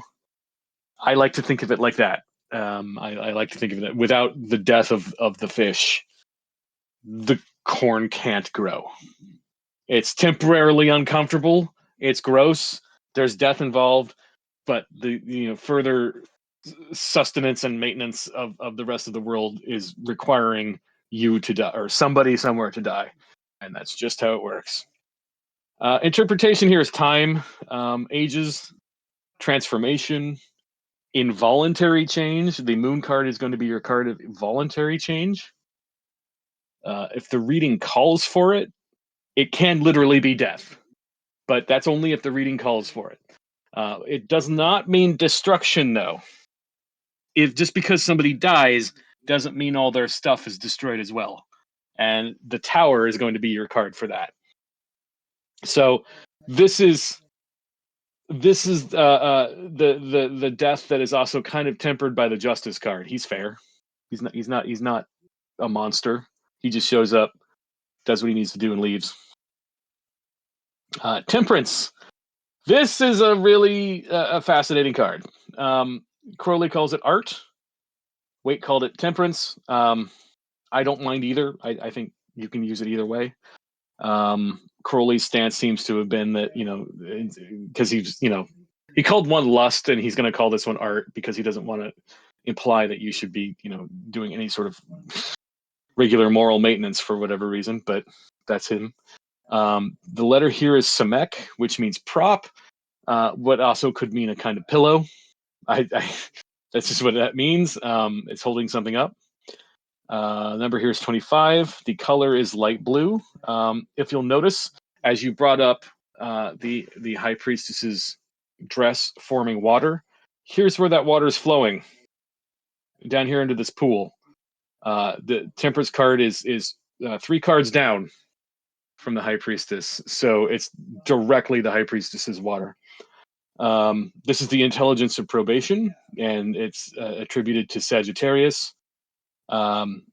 Sagittarius has always been a bit of a alchemical symbol as well. So there's some stark differences here. Rider Waite shows the angel from the lovers. This is that same angel actually working. So this is how the angel of the lovers did it. They brought the lovers together by mixing the correct amount of ingredients into their ideal union. So the weaknesses of the male have been kind of balanced out with the strengths of the female and vice versa, kind of mixing them together. And in an ideal relationship, those things are going to balance each other out. He's got the symbol of the sun on his head. And in alchemy, that is where all of the greatest transmutations happen, is inside the sun. And scientifically, we know that can happen, is, the various elements inside of the sun are constantly kind of cycling and being broken down and producing energy, which we can enjoy. The fire triangle on the angel's breastplate signifies that yes, there does need to be an application of heat for alchemy to work correctly. Both cards represent that. But chemical union, this is how the angel actually did it. And you'll also notice that the angel has 1 foot in, 1 foot out. We'll see with the star card that there's some similarities with that as well. Thoth is over here on the right. Crowley renames it to Art. He's brought back the lion and the eagle from the Lovers card, but he's flipped their positions and colors. So the eagle is now red, the lion is now white. This is a true occult hermaphrodite. That word has become kind of a slur, but in the occult world, that's literally what this is. It's male-female. So the aspects of both Hermes and Aphrodite is where that word comes from. If you flip it upside down, it forms the hieroglyphic monad of John Dee, which is the symbol that Dr. John Dee created in the 16th century to symbolize the alchemical system. Up here, these 2 crescents, that signifies the sign of Aries. This part of the body kind of crossed. That's the rest of the zodiac. This down here is the sun, and this kind of loopy part here is the moon. And it's also got this Latin around it. I'll just read you the translation. Descend to the inner earth. By rectification, opposites will be reconciled. That comes from the Emerald Tablet of Thoth, which is largely useless for alchemical purposes, but it's basically the thesis of alchemy is that through mystical practices you can transmute one thing into another. True alchemy is not literal. You're not literally making gold, but if chemistry is the actual method whereby you would use chemicals, alchemy is the mystical concept of that. So they're not actually the same. You're not actually going to attempt to be turning lead into gold in proper alchemy. That's stupid. But in spiritual alchemy, you're taking all of these things that symbolize things in your own self and transmuting them into other things. It's almost purely psychological. It's like that. The Golden Dawn had multiple versions of this card, and both cards are right. Waite went with one, Crowley went with the other.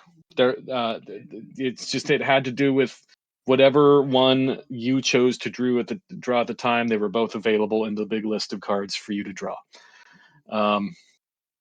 This represents the combination of forces, realization, material action, deliberately choosing to manifest either good or evil, depending on your need. But I really want to focus on the combination of forces. So you're going to need to team up when you see this card. You're going to need somebody to help you out. That's ultimately what temperance/art means, is somebody's going to have to help you. The devil! As we mentioned in the last section, Eliphas Levi was going to write all of the cards out in a book. This was the only one he ever got done. So the devil was clearly Eliphas Levi's favorite card. The letter here is Ayin, which just means the eye. Simple letter, attributed to Capricorn, which is the goat with a mermaid half at the bottom. So he's already kind of a chimera. The color here you want to see is lavender. You can see it in the demon's head on the Waite card. There's no other lavender on that card, but on the Crowley card, all lavender. This is the renewing intelligence, which kind of suggests to me at some point this card may have meant something else, or may have been something else, because I don't see any renewal here. That's just me. So Rider Waite, the devil sits atop the double cube altar.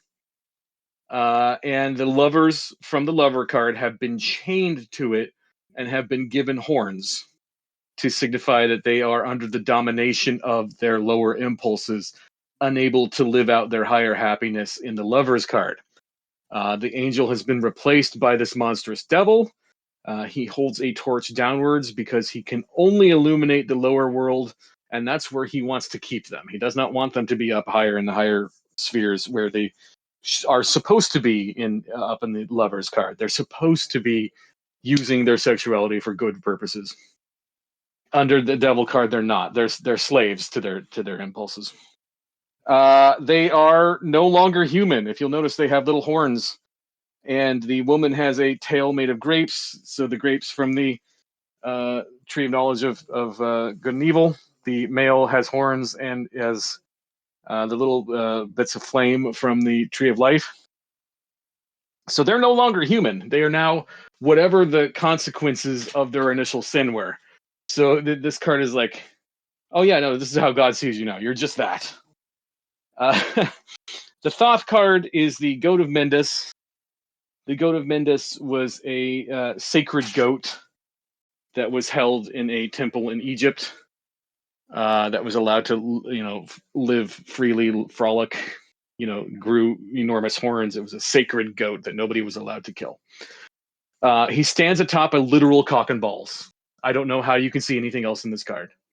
It's a big giant dick, 2 giant balls, inside of which are humans, basically made out of sperm, if you look at it. This is a reference to very specific thalamic sexual practices, and a magician named Austin Osmond Spare, who started in the Crowley's AA and left because he was a better artist than Crowley, and Crowley hated that. He used this knowledge to form what is now called chaos magic. You can look it up yourself. It's very messy. But it has a lot to do with sperm. Anyway, I don't think Crowley's interpretation of this card is great. I think it's pretty lazy. But the Uraeus wand is signifying, the magic that's happening here. That's called a Uraeus. It is not the wand of Hermes. It's a different wand. The interpretation here is materiality, material force, temptation, sometimes like romantic obsession if the reading is about love specifically, misused sexuality, so anything dark sexually could be coming from this card, sexual magic if you're talking about thelema, and at absolute best, issues of lineage and succession and who's your baby daddy, stuff like that. At absolute best, it's talking about stuff like that. Unless it's about Satanism, at which point, by God, it's Satan. Go to town. The Tower. This is, along with the Hanged Man, the worst card of the deck. The Hanged Man has a few positive things that you could say about it. The Tower has no positive things you can say about it. This is the letter Pe, which means mouth. It's a double letter. It's attributed to Mars. And this is the exciting intelligence. And of course, you're looking at the color red. There's a lot of red.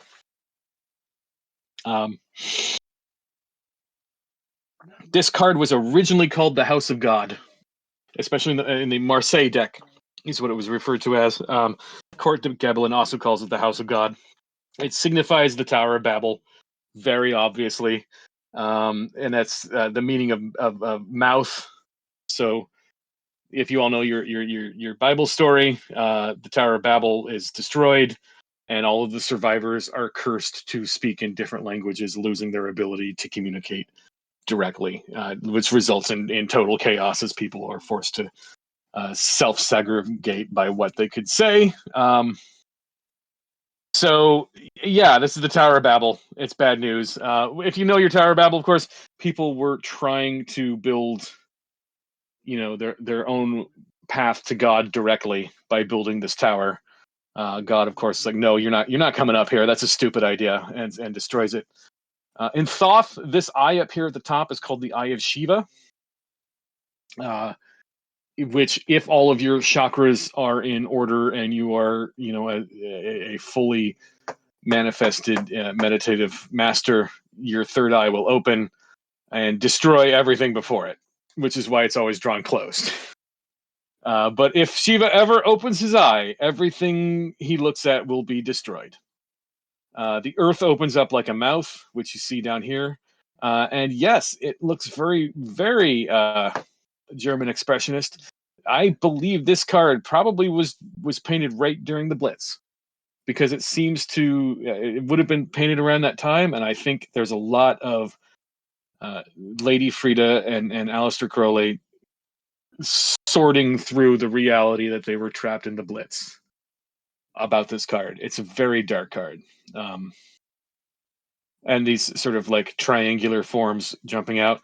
If you'll notice, the lovers are now clothed. They're no longer nude. They're not the same lovers that are chained to the devil. They've built a thing. It was the wrong thing to build. So it's an alternative path for the lovers that also equals in destruction.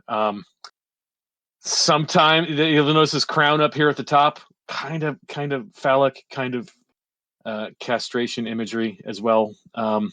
This lightning bolt is shaped this way because, if you remember your Sword of Michael, when we were talking about the serpent path up and the Sword of Michael down on the Tree of Life, that's what this is. And of course, it is the card that is adjacent to the devil. So if you remember your biblical prophecy, I saw the devil descend from heaven as of lightning.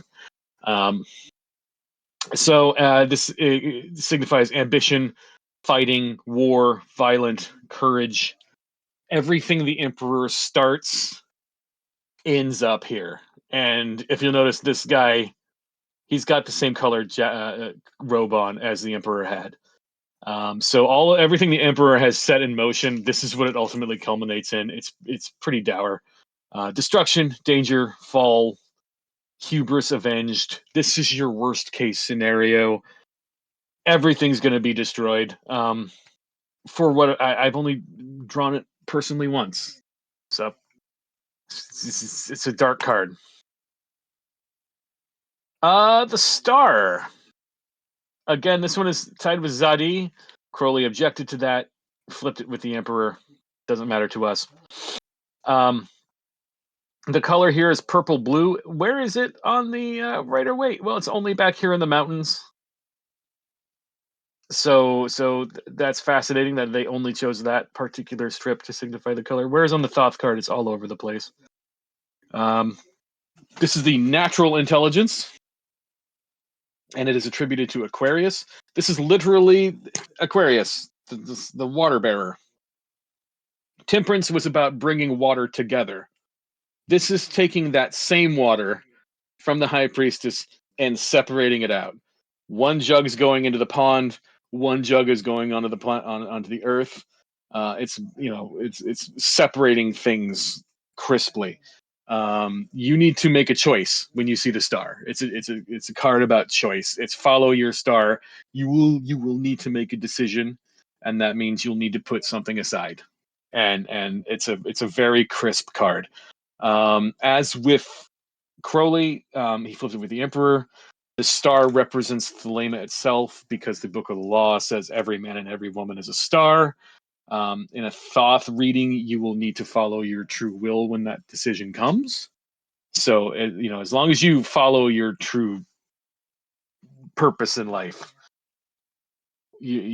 toward your holy guardian angel or whatever that is, you'll do fine. But if you don't pay attention to your star, you will experience disaster, potentially the tower. So you can have hope as long as you stick to your guns. That's what this card signifies. Do what you know is supposed to be right. Do the thing that you're supposed to be doing, and you'll be okay. If you don't follow your heart, you will be deceived, and you'll be suffering loss. These, and have you noticed we're all fully in the consequence cards by now? Because we are. The moon. This is the bottom iteration of the high priestess's water. If you'll notice, the two towers that used to be Boaz and Jachin are now surrounded by these raging waters back here. There's a little strip of land. There's some more water down here. The moon is for Quoth, which signifies the back of the head, and is tied to Pisces. Pisces being one of the more negative zodiac signs. So you are as far away from the Boaz and Jachin as you can get, to the point where there's even like a giant, flood happening. Now, there is a Masonic legend about Noah putting all of the world's knowledge onto two towers before the flood, one made of iron, one made of brick, and hoping that knowledge would survive the flood. That's one interpretation of that. The Fool's Dog and the former Fool's Wolf are both on this card. Even though Waite got rid of the wolf, he brought it back for this one. They're capable of sensing the true path. So at this far low on the Tree of Life, your impulses can still direct you where you need to go. As you get it higher and higher, you're going to lose that ability, and it's going to be like a waste of time. But down here, the wolf and the dog are both howling at the moon. They're directing you in some direction, although it's not going to be terribly useful. A little lobster or a crawfish, I don't know what it is, crawls out of the water, which signifies the moon's control over the tides. So cyclical change in the same way that the high priestess is also kind of cyclical in her way, but now it's on a global scale. On the Thoth card, there's this beetle down here. His name is Kefra.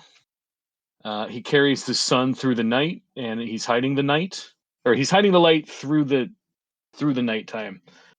There's a ritual called the prayers of Resh, which is requiring you to pray to the sun in the four stations of the day. So dawn, noon, sundown, and midnight. And Kefra signifies the midnight. The two dogs have been transformed into two Anubises. And so it kind of signifies a passage through the underworld. If you notice, both of these cards have these little yods kind of coming down. That's the sun is reflecting off the moon and giving some light, but not much. This is a card that signifies dissatisfaction, voluntary change as opposed to death. So you are choosing to change things. Error, lying, falsehood, deception can sometimes literally mean night, if that's what your question means. And there's a bit of yea, though I walk through the valley of the shadow of death involved. But you are willing, when you if positive aspects of the moon is you are willingly voluntarily choosing to change as opposed to death, which is just going to make it happen to you. And also in the darkest concept of the moon, it can mean insanity. If it's just the darkest possible reading that you're seen, consider the concept of insanity, because it might be in there as well. The literal word lunatic. The sun is kind of the opposite of the moon. The letter Resh just means head. So if the moon was the back of the head, Resh is the front of the head. Red, yellow, orange, number 30. This is the collective intelligence. So this is everything, everywhere. The collective unconscious. This is a double letter attributed to the planet, or to the sun, soul. This is the child of the lovers, and he's frolicking in a garden of delights. So technically speaking, this is Cain, but whatever. And also, if you are, a Thelema head, this is Horus as well. So Isis, Osiris, Horus.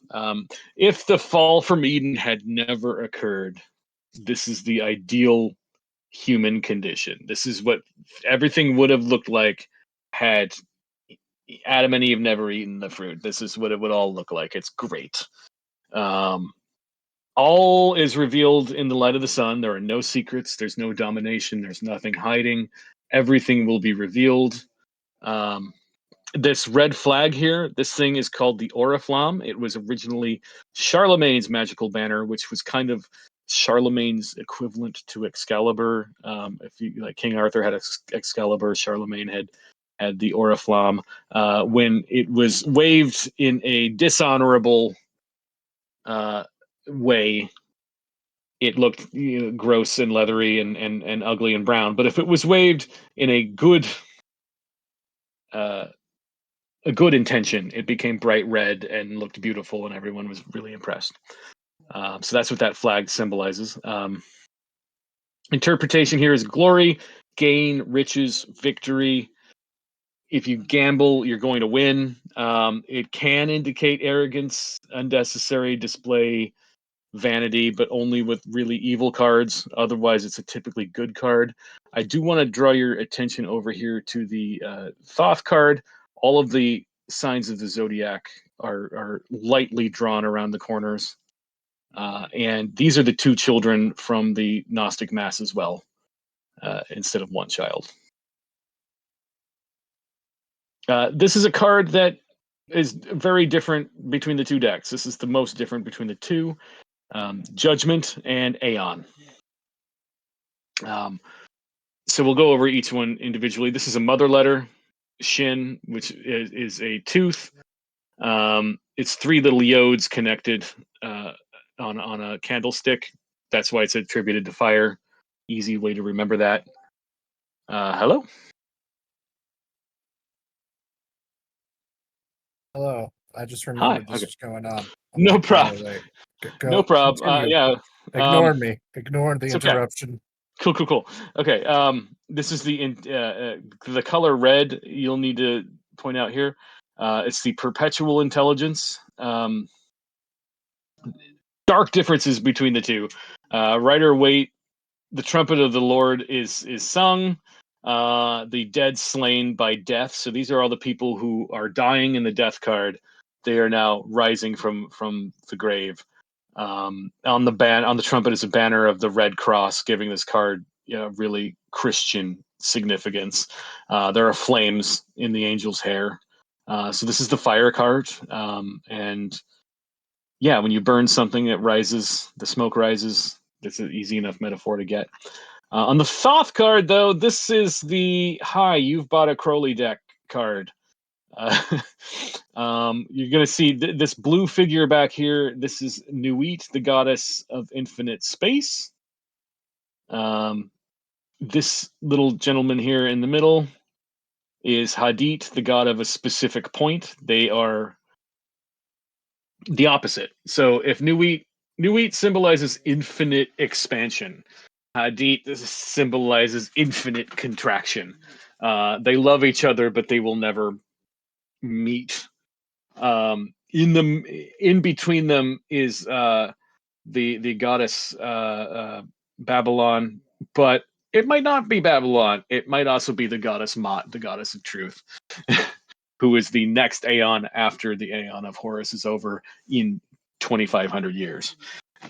So Crowley's, of course, in his absurd levels of arrogance, thinks that his deck will still be around in 2,500 years. Anyway, she's pointing her finger to her mouth. That's the sign of silence. That is very important in the Thelemic religion. The yods down here on top of the Shin signify the last three Aeons of Isis, Osiris, and the current one of Horus. It's a difficult card to wrap your head around if you're not actively Thelemic, because Aeonology is a thing that if you're not Thelemic, don't even waste your time with it. But if you're reading it, the reading is identical to that of Judgment unless you're a Thelemite. So final decision, literal judgment, a legal sentence, absolute determination on a matter without appeal to a higher cause. If you're Christian, it's a pretty good card. If you're Thelemic, you are within the specific Aeon in which you sit. And in this one, it just means go back to your OTO lodge and do more Gnostic masses until you can't do anymore. The world / universe. This is a complicated card. It's the letter Ta, so the last one, which means cross. It's weird. The letter Ta in no way signifies a cross, and yet that's what it means. This one's weird because it signifies two things at the same time. It both signifies the element of Earth and the planet Saturn at the same time. So just bear that in mind, and you're going to be good. This is the color blue you're looking for. This is the administrative intelligence. So this is everything put together. Just hey, this is how the world works. Under Court de Gebelin, this card used to be called Time. And if you look at the world card now, it frankly looks more like a clock to me than anything else. But Waite decided to call it the world. Crowley called it the universe. Apparently, that was a factional dispute within the Golden Dawn. Originally, it was what to call this card. And one faction took world and one faction took universe. So there are 4 cherubs, the 4 gospels, again, standing outside of the wreath of time. Inside of which this is the high priestess. This is her version of the hermit. She is dancing within this wreath. She has taken the 2 pillars of Boaz and Jachin and she's turned them into batons. She's draped herself in a garment, and she's just gonna have fun. After all of that time figuring out her secrets and serving as justice, she is now running the show. Very, very similar in the Crowley version. Same imagery, nearly identical. She stayed dedicated to being within severity and mercy. And so all of reality is now manifested because she's stayed within her determined boundaries. And this is a pretty easy card to interpret. It's the matter of the question. So whatever the question is about, this is what this card represents. It's a synthesis between extremes. We're getting back to that Hegelian dialectic concept. Signifies literally the world, can be a specific nation or a kingdom. Usually denotes the subject matter of the question and is therefore entirely dependent on the cards around it. Much like the Fool, if the Fool is an individual subject, the world is going to be everything subject. So consider them to be opposites, and they are, because one is at the top, one is at the bottom. But the world is. There's also Paul Foster Case has some interesting theories about the wands and how this might signify charges between positive and negative. Which, I mean, if we're also going to take the concept of Hadith and Nuit seriously as well, you might come to similar conclusions. That's entirely up to you. But that, I actually like Time better than World, frankly. I've always liked Time. I don't know why they got rid of it. So, if your spread has more Atu than court or small cards, the answer is going to be a big deal. If you're getting court cards, more court cards than anything, you're going to be talking about individuals. If you're getting more small cards than everything else, the reading is actually not a big deal, and you can be pretty flippantly disregardant about it. But if you see a lot of Atu in a draw, consider one thing. Maybe you didn't shuffle your deck hard enough. Consider that. And if you did, well, that's fine. Go to the next step. You're having a conversation with some cosmic scale archetypes, and you really need to pay attention to it. But 9 times out of 10, it's just I didn't shuffle my card hard enough, or my deck hard enough. When you're doing readings for other people, it's okay to remove death from the pack. It's fine. Especially for people who have never had a tarot reading in their lives before. If you accidentally draw that death card, you're going to give people a heart attack. It's like that episode of Father Ted, where she draws 3 deaths in a row. Like, it's just, people are programmed when they see that skeleton, they're like, oh my god, I am going to die tomorrow. So it's fine if you want to take it out of your deck for when you're reading for people you don't know very well. And that's the same follows true with any other card in the deck. If you don't like it, get rid of it. For example, I do read from Thoth. I don't give a shit about Aeon, so I throw it out. It's fine. I've personally chosen to steer toward Rider-Waite in this lecture. But if you really want to study the thelemic aspects of the Frida Harris deck, sit down and read at first, Crowley's Book of Thoth, which is a shitty book, poorly written, poorly laid out, but you're going to have to read it anyway. And 2, Lon Milo Duquette's book on the Thoth Tarot is actually the better way to do it. But if you really do actually want to study Thelema, starting with the tarot is probably your better way, because if you get into the OTO, you're going to be so overwhelmed and confused because you're literally joining a cult. Don't bother with it. So, FYI. My next lecture is going to be on the court cards and the small cards, and I'm going to explain the circular spread, which is this gigantic big round thing down here. And so we're going to put all of the cards together so you can understand. And the lecture after that, the 4th and final lecture, is I'm going to actually start going over reading and over, how to do your spreads and how to pick what you're going to do if you actually want to be a reader for people. I have been a reader for people, and there's just certain aspects of the game. There's certain aspects of showmanship that you want to learn to do it correctly. So that's a couple lectures down, but the next one's going to be the most difficult part of the deck, the small cards. I'm going to break it down. It's going to be so much easier. But I did want to spend this lecture really going over the Yatu, because that for your meditative, religious, magical purposes, that's where the focus of the deck is. So here we go. I'm now opening the floor up to questions if you got any.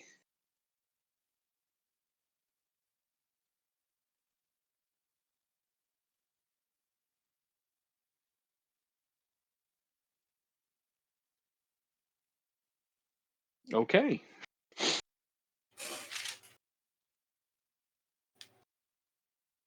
Alrighty. Well, oh sure. Do you need to see any of the slides again? I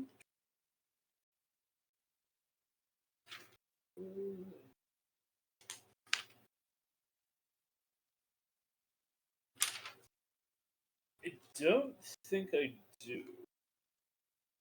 Necessary. Yeah, no, I don't think I do. Anything I need to go over again, or anything that you had any confusion about? Because I do talk quickly just due to personal anxiety. No, I totally understand that.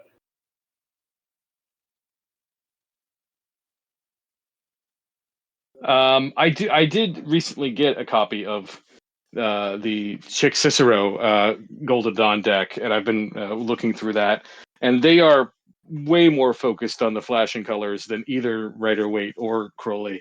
And yeah, you can burn your eyeballs out with them deliberately. That's what that's about. And then ultimately down the road, they're building this tomb to communicate with the ghost of Christian Rosencrantz. That's the ultimate goal of the Golden Dawn. So I'm not gonna go down that far. That's bullshit. So it'd be fun anyway, join that cult and just be like, oh wait a minute, that's what we're gonna be doing now. Like yeah. They're just trying to commune with a long dead wizard. You go through all the steps and just all of a sudden, oh wait, I'm doing this. Yes, okay, yes. This is just fucking weird. One of the things that I wanted to kind of think about, at least with a Thoth deck, because I noticed this kind of recurring pattern, and what's very interesting, and this is just more from like an aesthetic standpoint, is just how many sharp lines and angles are cut through a lot of the cards. So for instance, the High Priestess has this kind of like almost very fractal feel to the way that they look, for instance. And I'm just like, and also like the Magus, the magician card of the Thoth deck, that also has like a lot of these really sharp contrasting lines. Probably some like aesthetic influence she might have had, but I feel like there also could be just this kind of like maybe subtle inference, at least with some specific cards, that it's kind of meant to like thinking about those as a way of like how you're supposed to be channeling your will. Like for the example that you were thinking about doing like a meditative practice of looking at the flaming colors, was it? Yeah. Or, just and just kind of flashing thinking colors, about the flashing colors, and just kind of thinking about the visual changes that you kind of encountered and all that. So maybe with some of the cards, it's kind of like meant to kind of subtly indicate more meditative practice with specific cards, but subjective and all that. So, I know that. So Lady Frida Harris, she's an interesting person. She was not an occultist before working with Crowley. She made the deal with him. Hey, you teach me the occult, and I'll paint these cards for you. But what she's definitely drawing from, because she's doing this, late 30s, early 40s, and she's drawing from surrealism. Like there's a lot of Salvador Dali, particularly in those cards. Right, I could definitely see that. Yeah, she's. That's kind of a problem with Crowley, particularly. I think he's too young to be a symbolist poet, and he's too old to be a surrealist. Like that's kind of his problem. And also he's too British. Like they would never have. They didn't want to any fucking anything to do with this fucking Tory, that had no interest in socialism the way they did. But Lady, she's using all sorts of like tricks and things in those cards, and they're currently, I believe, in Texas at the moment, where they're being held. I think it's University of Texas. Yeah, it's either no, it's the Warburg Institute in London. My mistake. Oh. And they're quite large. They are very, very vibrant. And every time I buy a copy of it, there's a different little white book inside with different information. And one I got a copy of had the original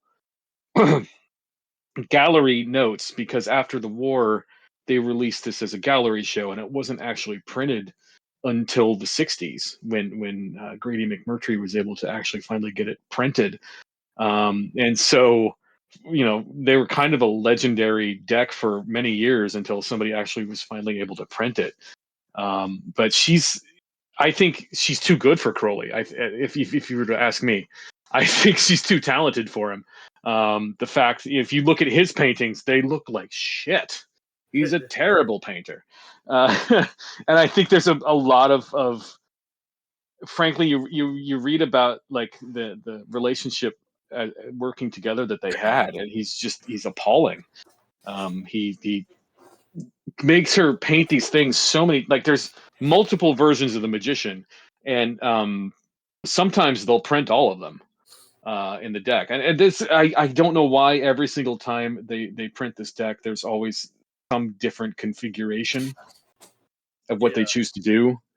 It's annoying, but there used to be a deck that came out with 3 different magicians in it. One that was Crowley's favorite, one that was Harris's favorite, and one was the one that they ultimately decided on. And that's fine. I just like the idea of like you open up a Thoth deck and it's like a oops, all magicians edition. Oops, all magicians. Yeah. Yeah. Oh, or I mean, it could be like Harry Potter and yeah, all of the famous magician cards in Harry Potter. Yeah. Certainly an outdated reference. I mean, and I've drawn my own Atu deck, and I think I posted him to the subgenius as I've gone, trying to just kind of focus on the things that I've personally focused on, and I'm way more interested in like the individual mythological references than a lot of people are, and so I see the Emperor and I see the Rex Namorensis, and that was what I decided to focus on. I was like, this is a guy waiting to take a fall. He's not running the cosmos. He's waiting for some buddy better than him to come by and knock him off the throne. But I think also like everybody who designs a deck of tarot is going to have their own ideological focus, and I'm so anti-authoritarian, I just can't help but throw it in there. Yeah. But it's that's what's beautiful about it, and that's why the Golden Dawn would make everybody draw their own deck. I think was because you're supposed to make it your own. That's definitely the point of the Tree of Life. Is once you learn the basics of it, you're supposed to then be filing things into it mentally as you go, so that your own Tree of Life is never going to be exactly the same as anybody else's. And that's what's great about it. And I think if you're getting too rigid about this means that, I think you're gonna have a lot of problems. It just like really lose sight of like, no, it's supposed to be subjective. Yeah, that's why I call it the subjectivity engine. It's about forcing your brain to be subjective about something and to like ignore objectivity entirely. Obviously, that's not going to be helpful in a lot of scenarios where you need that objectivity. Don't use the tarot to attempt to cure cancer. You'll be making mistakes. But if you want to figure out what that dream meant last night, by all means, use the tarot deck. You'll be probably better than any other instance.